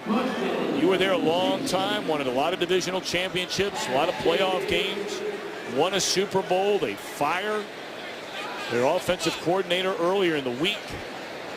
And in their first game, when now Jim Caldwell calling the plays for the first time on any level, at the pro level in his career, Joe Flacco in that offense, as this one will go into the end zone. Denver is beating Baltimore at Baltimore today, 31-3.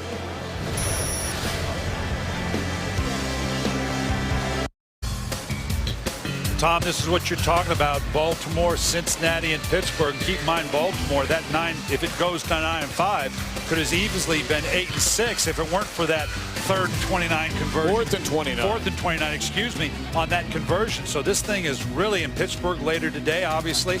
Or tonight, it's got the Dallas Cowboys. Cincinnati with a big win on Thursday night. How emotional a loss was that to Dallas, the game that we did last week? Again, he got back to that penalty you brought up earlier. There was thrown on Reggie Nelson, the Bengals safety, on a hit against Dez Bryant. That if they don't throw that flag, the Bengals win the game. And with Baltimore getting drilled today, that would be a tie in the AFC North for first place. First catch of the afternoon for Vincent Jackson. Look at Joe Flacco. Hey, he's not had a good year. Not off to the great start, but it has not gotten better. And normally struggled on the road, but has been so good at home, and they're sitting at 15-33. You know, Jim Caldwell's a good coach, but to have never called plays before, it had to be a dramatic circumstance for John Harbaugh to let go of Cam Cameron this late in the season on a 9-4 team. There's a lot of reasons to change a coordinator, but at 9-4, obviously sensing there was an issue there. And now the question is, what do they do going forward? They've got New York, who's going to be in a desperate need to win. Now losing to Atlanta, the Giants, excuse me, 27-0. Well, they're dealing with looks like a cramp out there. We hope on the field for Albert Mack. We'll be right back.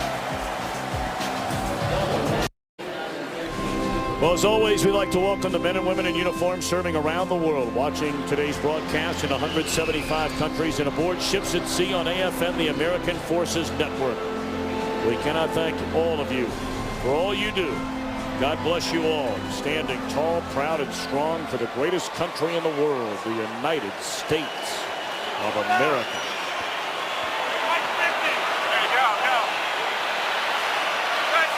Not much to be happy about if you're the Tampa Bay Buccaneers. Down 31-0. Dallas Clark will catch up to the 30-yard line on a second down, and that will convert it into a first down. Tampa continues to stay in its no huddle. They moved the ball fairly effectively until they got down to the red zone. The penalty backed them out and put them in a 4th and 15, but worked fairly effectively the last drive. Freeman steps up down the middle of the field and a sliding catch by Jackson at the 50. Apparently they have struck up the band. The Saints are marching in right below us. They are right below us. They are cranked up here. They always have a good time in this city. You gotta love it. Oh yeah.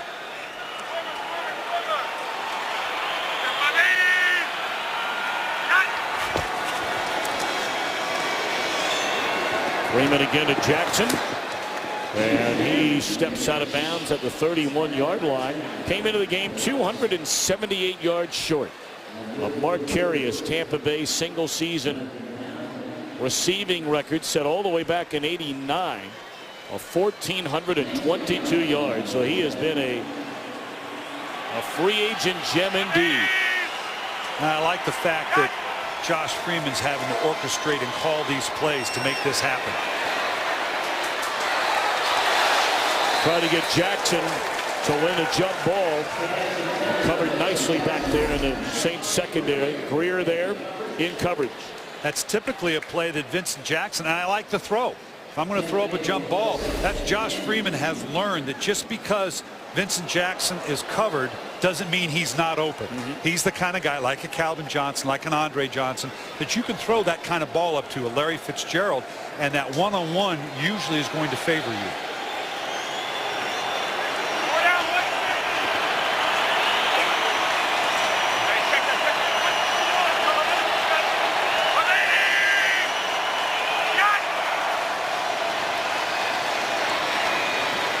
Jackson once more to the 20, and that's another first down.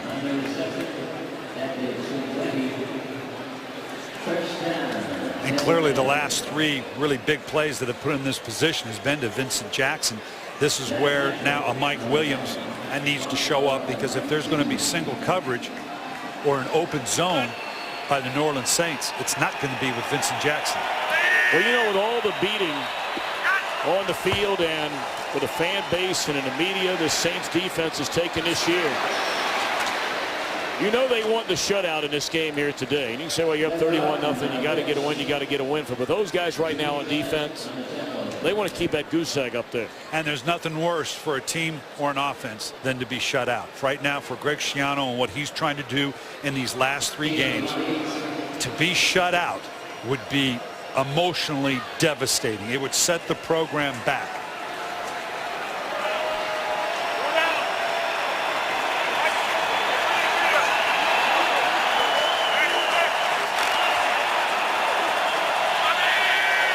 Second down and 2. Freeman will throw it. And again, looking to the corner. This time from Martin, and covered well by Bush. Third down. And I talked about Greg Schiano, what he's trying to get done. It was interesting visiting with Coach Schiano. And I know where he is right now. Keep in mind what this guy's been through the last year. When this season's over, Greg Schiano is going to be emotionally and physically spent. You keep in mind he finished his college season. Then you get a head coaching job in the NFL. You have to piece the thing together. You move your family. You change the culture of an organization. And now after a long season, I guarantee he's running on fumes. Blitz coming. And Freeman, that jump ball to Williams. And did he get it? No. But once more, when you're trailing 31-0, they'll take one more crack at it. Fourth down upcoming. And we've seen a couple jump balls. This is an excellent catch now. Oh, boy. No, he didn't maintain control through the process. Looked like he had it all, but with the one hand, he got both feet in bounds. He has control. Now, if he can just hold on to it as he goes down to the ground, and he can't, the ball pops out. I'd like to, and we go round and round with this all the time. I'm okay with jump balls when I got big guys that can go up and get it. I'd like to see a little bit more orchestrated calls here. a little more designed to the offense to get in than a couple jump balls to Vincent Jackson and Michael Williams. Timeout called by Greg Schiano.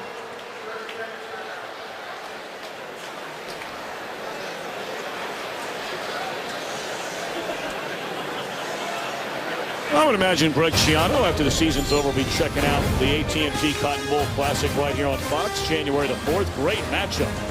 You called him Johnny Football. How about that? An aptly named. What an amazing story. This guy was 3rd on the depth chart going into training camp, and you win the Heisman Trophy.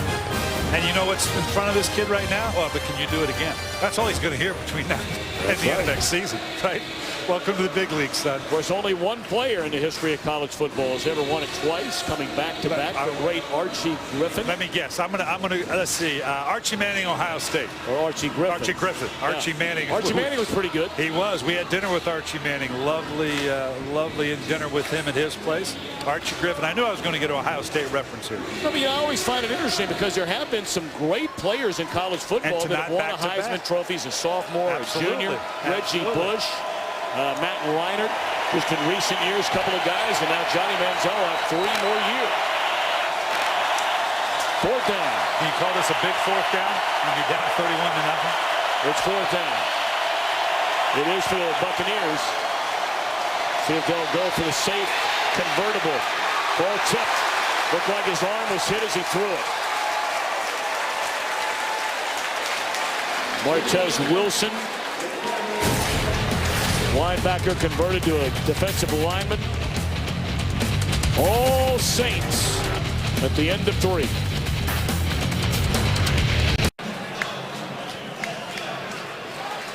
(31-0). Buccaneers turn it over on downs, and the Saints will start this drive from their own 12-yard line as we begin the 4th quarter in New Orleans.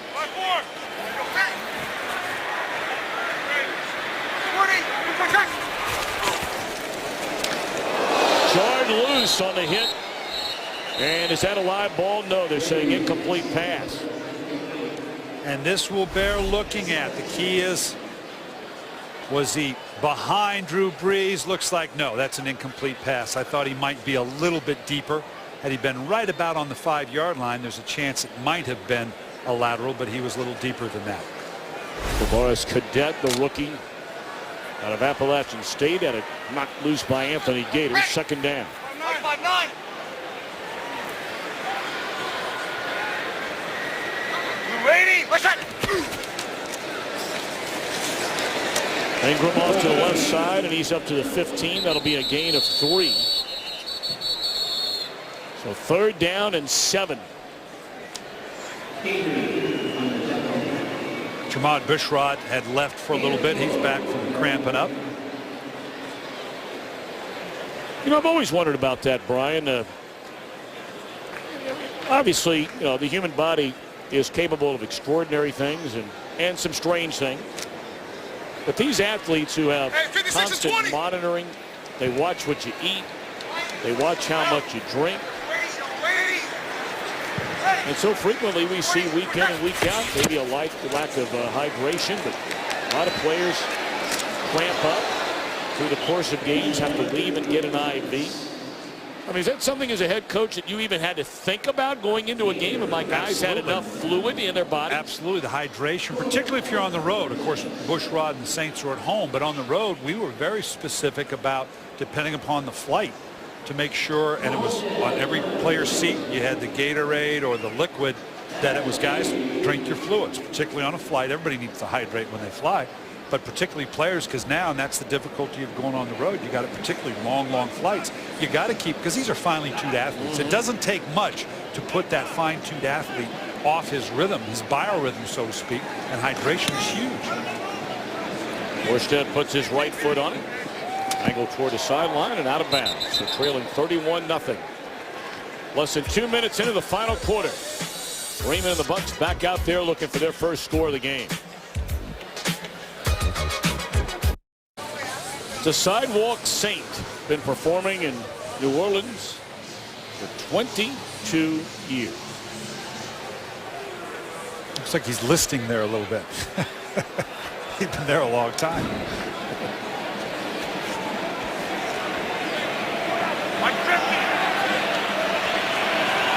31-0. Freeman and the Bucs from their own 33-yard line. Been a quiet day today for Martin. Breaks out of 1 tackle, picks up 2. Flag down.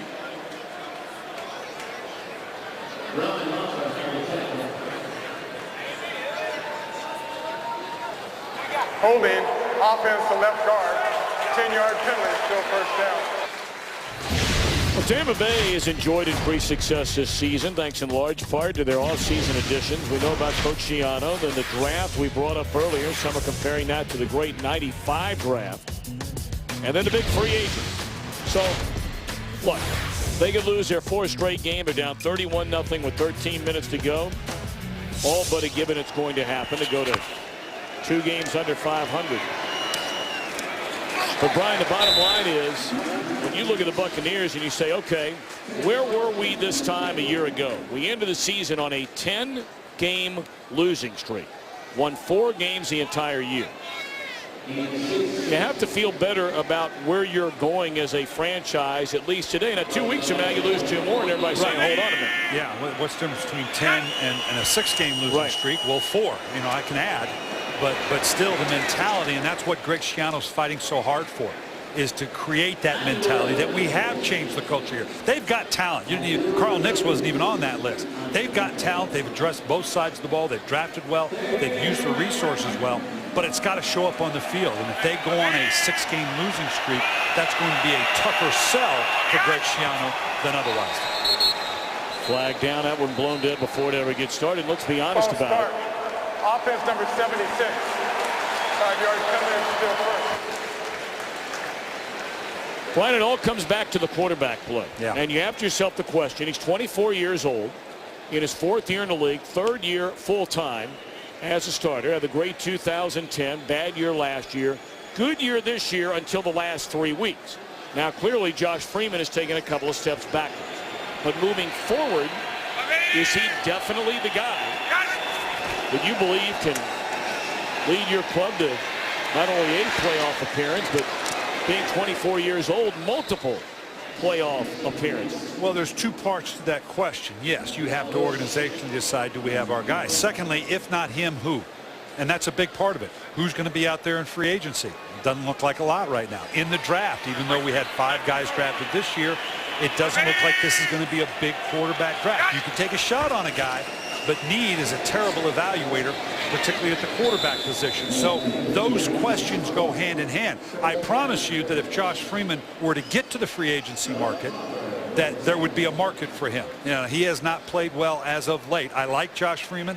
I think if he has stability around him that is they're building here, Mike Sullivan is their offensive coordinator, Ron Turner, the quarterback coach, this guy can continue to develop. You said it many times. He's a young man. Thrown his 4th interception of the game, 2nd in the arms of Jabari Greer. And right now we're just throwing up prayers. I don't know what he expected and what he thought the receiver was going to do.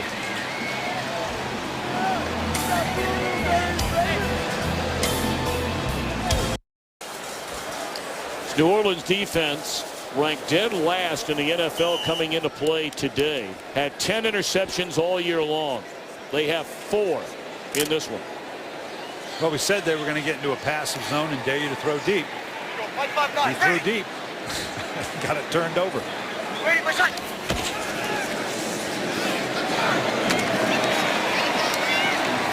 Lance Moore run out of bounds after a gain of 7. Fox tomorrow from the creators of How to Train Your Dragon. Brian, the broadcast premiere. Dragon Gifts of the Night Fury. I have no idea what that means, but it sounds like fun. Then the original cast of Ice Age is back for a mammoth Christmas. Don't miss the holiday fun tomorrow on Fox. I'll tell you who got it on this year, Brian. I'm not sure anyone of all the analysts around the NFL has handled the promos on Fox like you have. I mean, you're on quite a run. Not quite the run that this guy is, though. Mark Ingram. Run out of bounds. I told you he had a season-high 68 yards last week, and that gain of 26 will push him up over that number here today. 10 carries, 80 yards for the former Heisman Trophy winner out of Alabama. What I liked about the selection of Mark Ingram is this is a tough ball carrier. Like a Pierre Thomas, you've got the change up in Darren Sproles, like we said. That adds a physicality. You know, normally a passing team like the Saints gets known as a soft team. Like every passing team, they talked about the Bill Walsh teams being soft. They weren't soft. Those were some pretty tough defenses. But it takes on a track mentality. It adds a toughness to the personality of the persona of the New Orleans Saints that will pay dividends. Well, I mean, I think that Sean Payton would be the first to tell you. Drew Brees would probably second. When the Saints run the ball and run it effectively and run it well, it's when they are at their very best. Year they won the Super Bowl, they were in the top 10 in both rushing and passing. Well, they have become so pass heavy these last couple of years. And there are games where you have catches like that. Great really catch by Morgan. And there are games where you don't make that catch. It's a different ball game. And here's what I like about what's going on right now. And they're up 31-0. They can say, what are you doing throwing the ball down the field? Joseph Morgan is going to be a player for this organization. We talked about them developing undrafted free agents, late draft choices. You know, Joseph Morgan now, this is a big part of his growth pattern going forward to add yet another receiver. This is an undrafted free agent that you add to the mix, continuing to develop. There's things to get done at the end of the season, and New Orleans is getting it done. Morgan, a young man who grew up, we brought up the Pro Football Hall of Fame earlier in Canton, Ohio. That's where Morgan grew up. And obviously was heavily recruited, started his college career at the University of Illinois. But then, for whatever reason, after 2 years there, decided, nope, I'm going back to a small school, Walsh College, back in his home state, and nobody wanted him as far as a draft pick is concerned coming out of college. But now getting the chance, it's not bad, 41 yards per catch. Pretty good. That'll get somebody's attention. Collins injured on the opening kickoff of this game, but has been back in it for most of it. I pride myself on knowing schools, small schools, mascots. I got to tell you, I've never heard of Walsh College. Really? Well, now he put them on the map.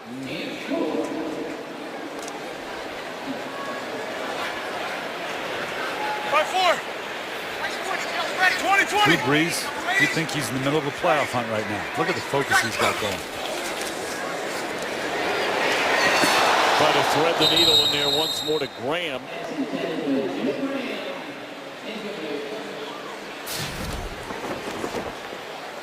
.300-yard games, and he's right at 300 here today. 65th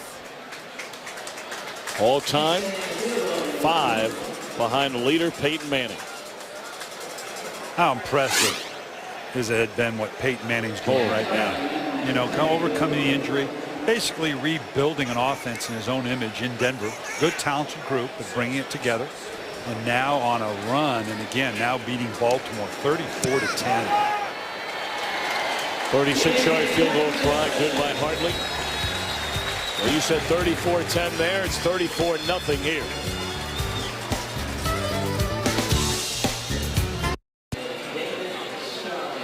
$34-0. Saints in front.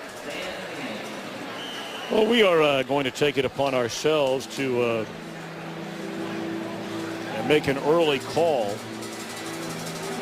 on results from the noon Central, 1 o'clock Eastern time games around the NFL today, and we're going to update you on the playoff picture. So we're going to do that when we come back. 8:04 to go. We're looking at the NFC. We are calling a win for Atlanta, going to 12-2. We're calling a loss for the Giants, getting shut out 34-0. Calling a win for the Saints, loss for Tampa Bay. When you look at that picture, and we'll get back to it after a play here, and to think, starting in the NFC East, of where we might be after the early games today. Washington is winning by 10, but a long way to go in that one. So if we but make Washington that could go to 8-6, which would tie the Giants. Chicago loses. Goes to 8-6. They are trailing, but that one not over yet. 21-13. Bears trailing. They do have the ball with 3.5 to go in Chicago, as Underwood has a first down catch. But Dallas, how big is that game now for Dallas? At home against the Steelers, it's a huge game for both teams. Steelers need it. Cowboys need it. And then next week with Philadelphia, we've got that game in Philadelphia. We had the first game in Washington, where Washington really kind of turned the corner in terms of recognizing they could make the kind of run we see them on right now.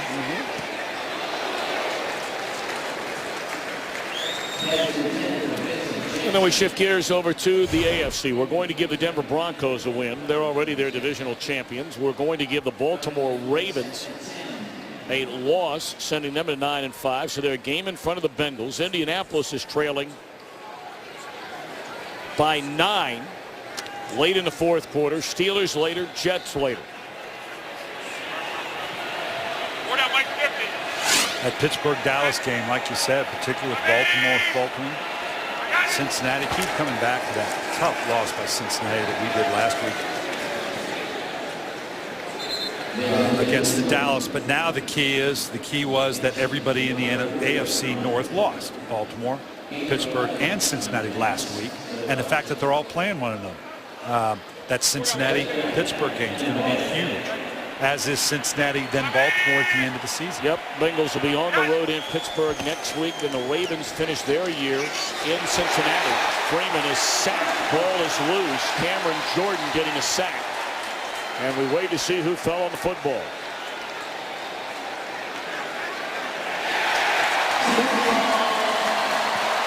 And Jordan comes up with a football.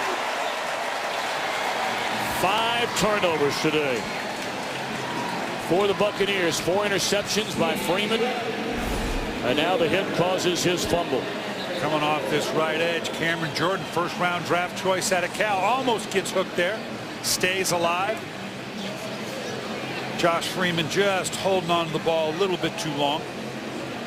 Well, this couldn't get much worse for Tampa right now. And then let's give credit. You got Will Smith making a big play off the edge. Curtis Lofton coming in from the inside, stuffing the run. Smith again putting pressure on Josh Freeman. And right here, Junior Gillette to strip, and not even on there was the last one by Cameron Jordan. Chase Daniel will come on to play quarterback in relief of Drew Brees, who throws for 343 yards, 4 touchdowns without an interception. Daniel in his 4th year as a backup to Brees out of the University of Missouri. They jokingly said that Chase Daniels is on this team because he was the only one shorter than Drew Brees, and they didn't want to get through the complex. He's an interesting. That always comes from you guys who are 6'5". I know. But you know what? And of course, Drew Brees is the poster child for anybody 6 foot or under, the college players. Oh yeah, but he's like Drew Brees. The guy, he may not be nothing like Drew Brees, but he's 6 foot. So okay, we'll make the analogy that he's like Drew Brees. Incomplete. There's a penalty flag down. That was the second pass attempt of the year by Daniel. 1 of 1 before that one for a 10-yard gain. Holding, offense number 60. 10-yard penalty, still second down.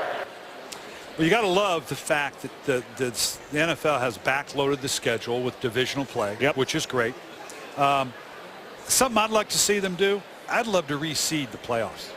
I think if you can win a division, and we've seen 9-7 teams, 8-8 teams win a division, that's your reward. That'll keep that last couple games alive as well.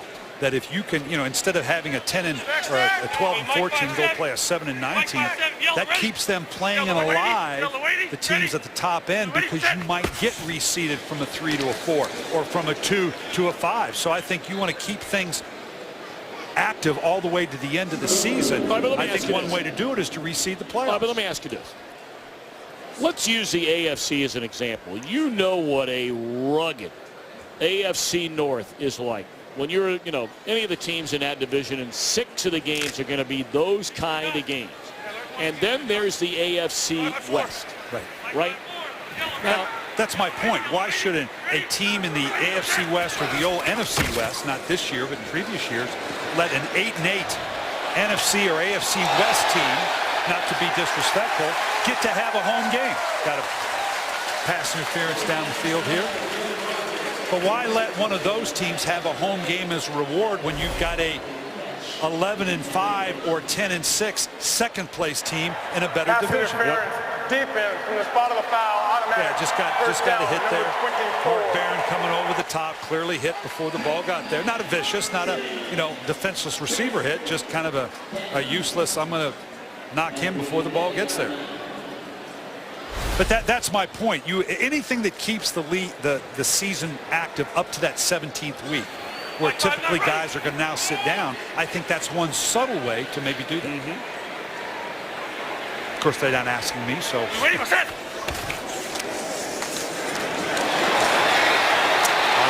finds the end zone. That'll have him knocking on the door of close to a 100-yard rushing game. Not quite there. But taking advantage are the Saints of another Buccaneers turnover. It is a 40-0 game.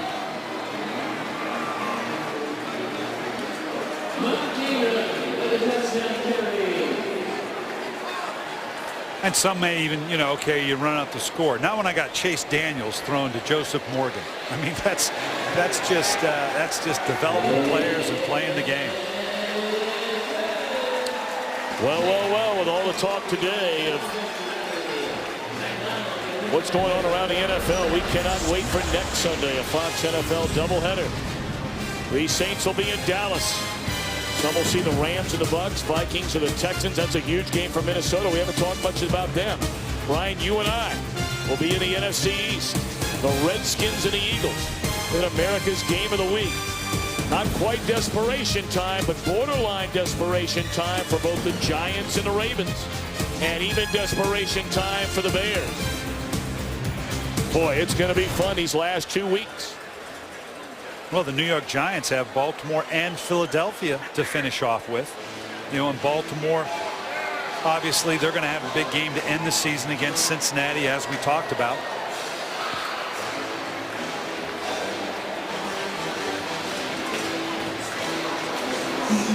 New Orleans Saints got to feel good about themselves, and obviously Tampa Bay. They got a lot of work to do these last 2 games to regroup, to see if they can salvage something at the end of the season.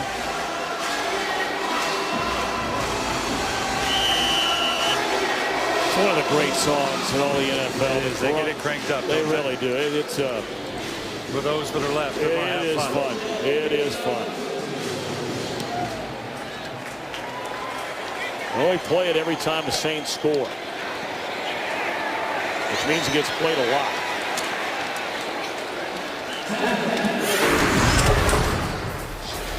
It started early, the opening drive of the game. Touchdown for the Saints, and all the turnovers.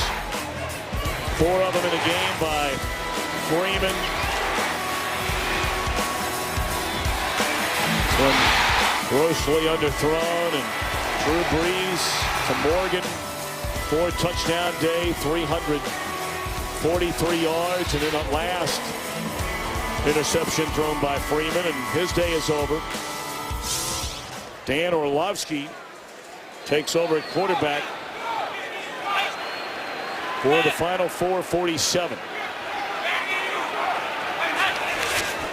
Well, Garrett Blunt also back into the lineup. I think Blunt's an interesting story, Brian. We all know what he did after being picked off waivers from Tennessee in 2010. His rookie year, rushed for over 1,000 yards in just 7 starts, had 7 100-yard games.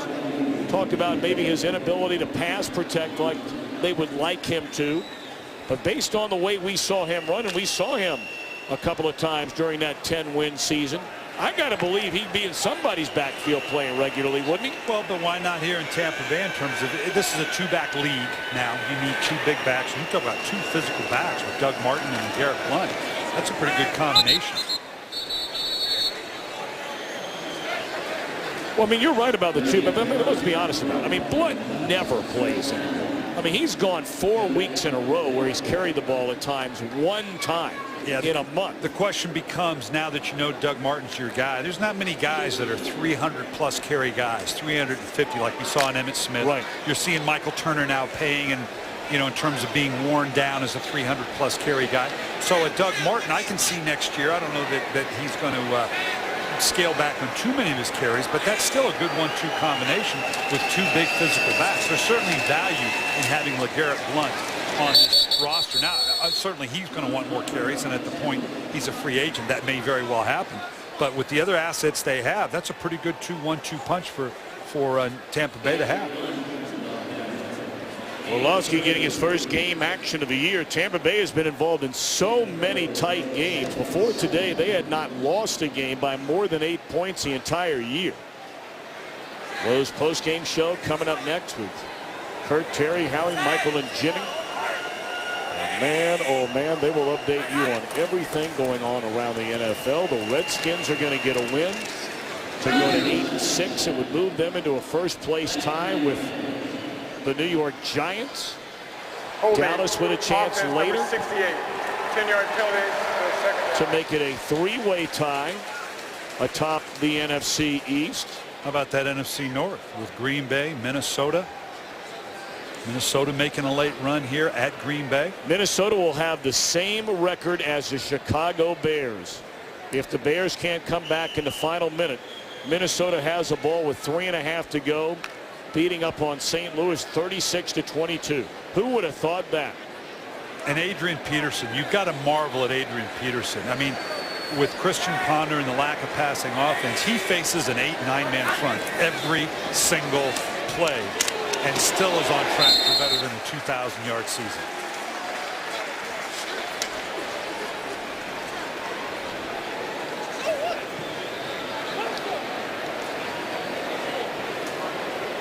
You can see the look of the faces on the Tampa Bay Buccaneers. You talked about it, Tom. They finished with 10 straight losses last year. Greg Schiano trying to change the culture in Tampa Bay. This is going to challenge that.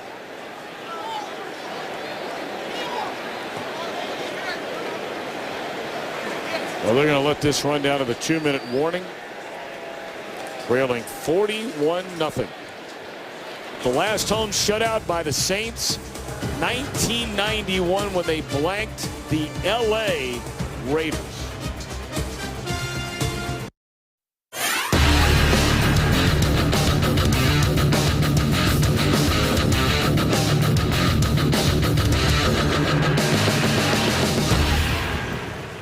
Tell you, Brian, we've talked so much today about all the teams in the NFC playoff picture and how important their games were today and looking ahead to next week. Where you going, Bill? Tell you one other team we have not talked about that has a chance to open up at least a little bit of daylight with 2 games to go as Underwood makes a catch in midfield. North of the border, later on this afternoon, the Seattle Seahawks play against the Buffalo Bills. And right now, Seattle in the NFC is the leader in the wild card. And they've got, with San Francisco playing New England, and then Seattle and San Francisco facing one another, that picture hasn't been finished yet either in terms of the NFC West. How great is it to actually have 2 teams in the NFC West that actually matter? Been a while. But Garrett Blount strong running to get to the 39. There's possible bonus coverage coming your way over most of these same Fox stations.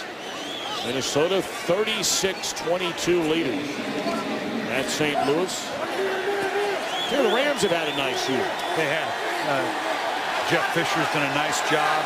They'll build on what they've done so far this year and add another team to that NFC West equation. Orlovsky to put it up.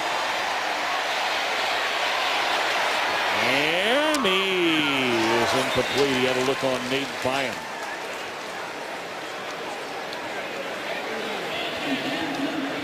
Lowe's postgame show coming up. Green Bay is just officially polished off Chicago. The Bears are officially reeling. They were the darlings of the football world early in the year. Brian, you and I saw them, and we wondered at the time. when their schedule got tougher and all of a sudden teams learned to hang on to the football, would it last? They played better competition, and it's not gone well. Injury on defense, an unshuffled or unsettled offensive line. Kind of a one-trick pony with Brandon Marshall, receiver. He's got over 100 receptions, and nobody else has much of anything. Puts a lot of pressure on Jay Cutler. Chris Owusu gets run out of bounds at the 17-yard line, so Tampa Bay has a chance to get on the board if nothing else. Well, that's always earlier on. I was about to question whether you kick the field goal just to not. I mean, to get shut out is devastating for an organization. I don't care what it is. 10-0, 20-0, 41-0. Maybe on that long fourth down, maybe they kick a field goal. Here, I don't know how you kick a field goal just to salvage. You know, a shutout is just, it shakes an organization to its core. We brought up earlier that the last home shutout was 1991 for the Saints, and that was against the then Los Angeles Raiders. Their last shutout anywhere, you just saw, was in 1995 against the Jets.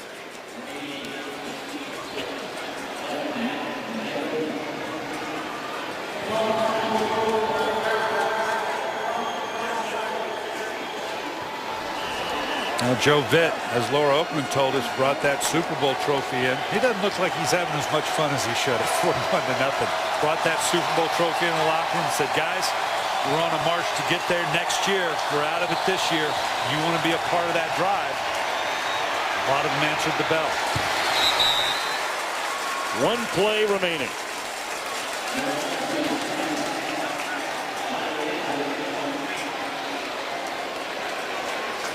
And this means a lot to New Orleans.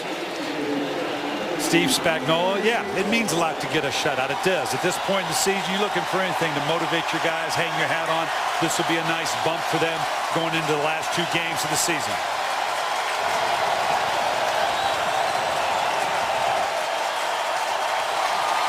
On third down, this will be the final play of the game. Buccaneers are just trying to score.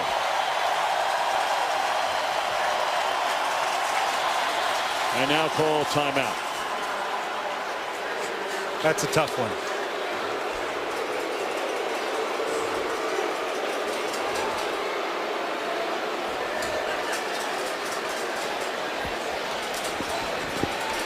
Well, Brian, every coach has been there. I mean, you've been on the plus side of games like this. You've been on the minus side on games like this. And let's take from the Greg Schiano camp. You get back home tonight, get in practice tomorrow, and you say what? I'm not sure you don't get back tonight and you go right to the practice field. You can. I'm just joking, obviously. But it's all about setting mentality for Greg Schiano. And today set them back dramatically. Not only losing, but 41-0 to change that culture that we're talking about. He knows he's got a lot of work in front of him. And these players want to win. Make no mistake. They recognize that they've got to have better than what they did today. Orlovsky looking around, throws to the back of the end zone, and that's it. So the worst ranked defense, statistically anyway, in the NFL throws a shutout today. A 41-0 win, and we're back to New Orleans in a moment.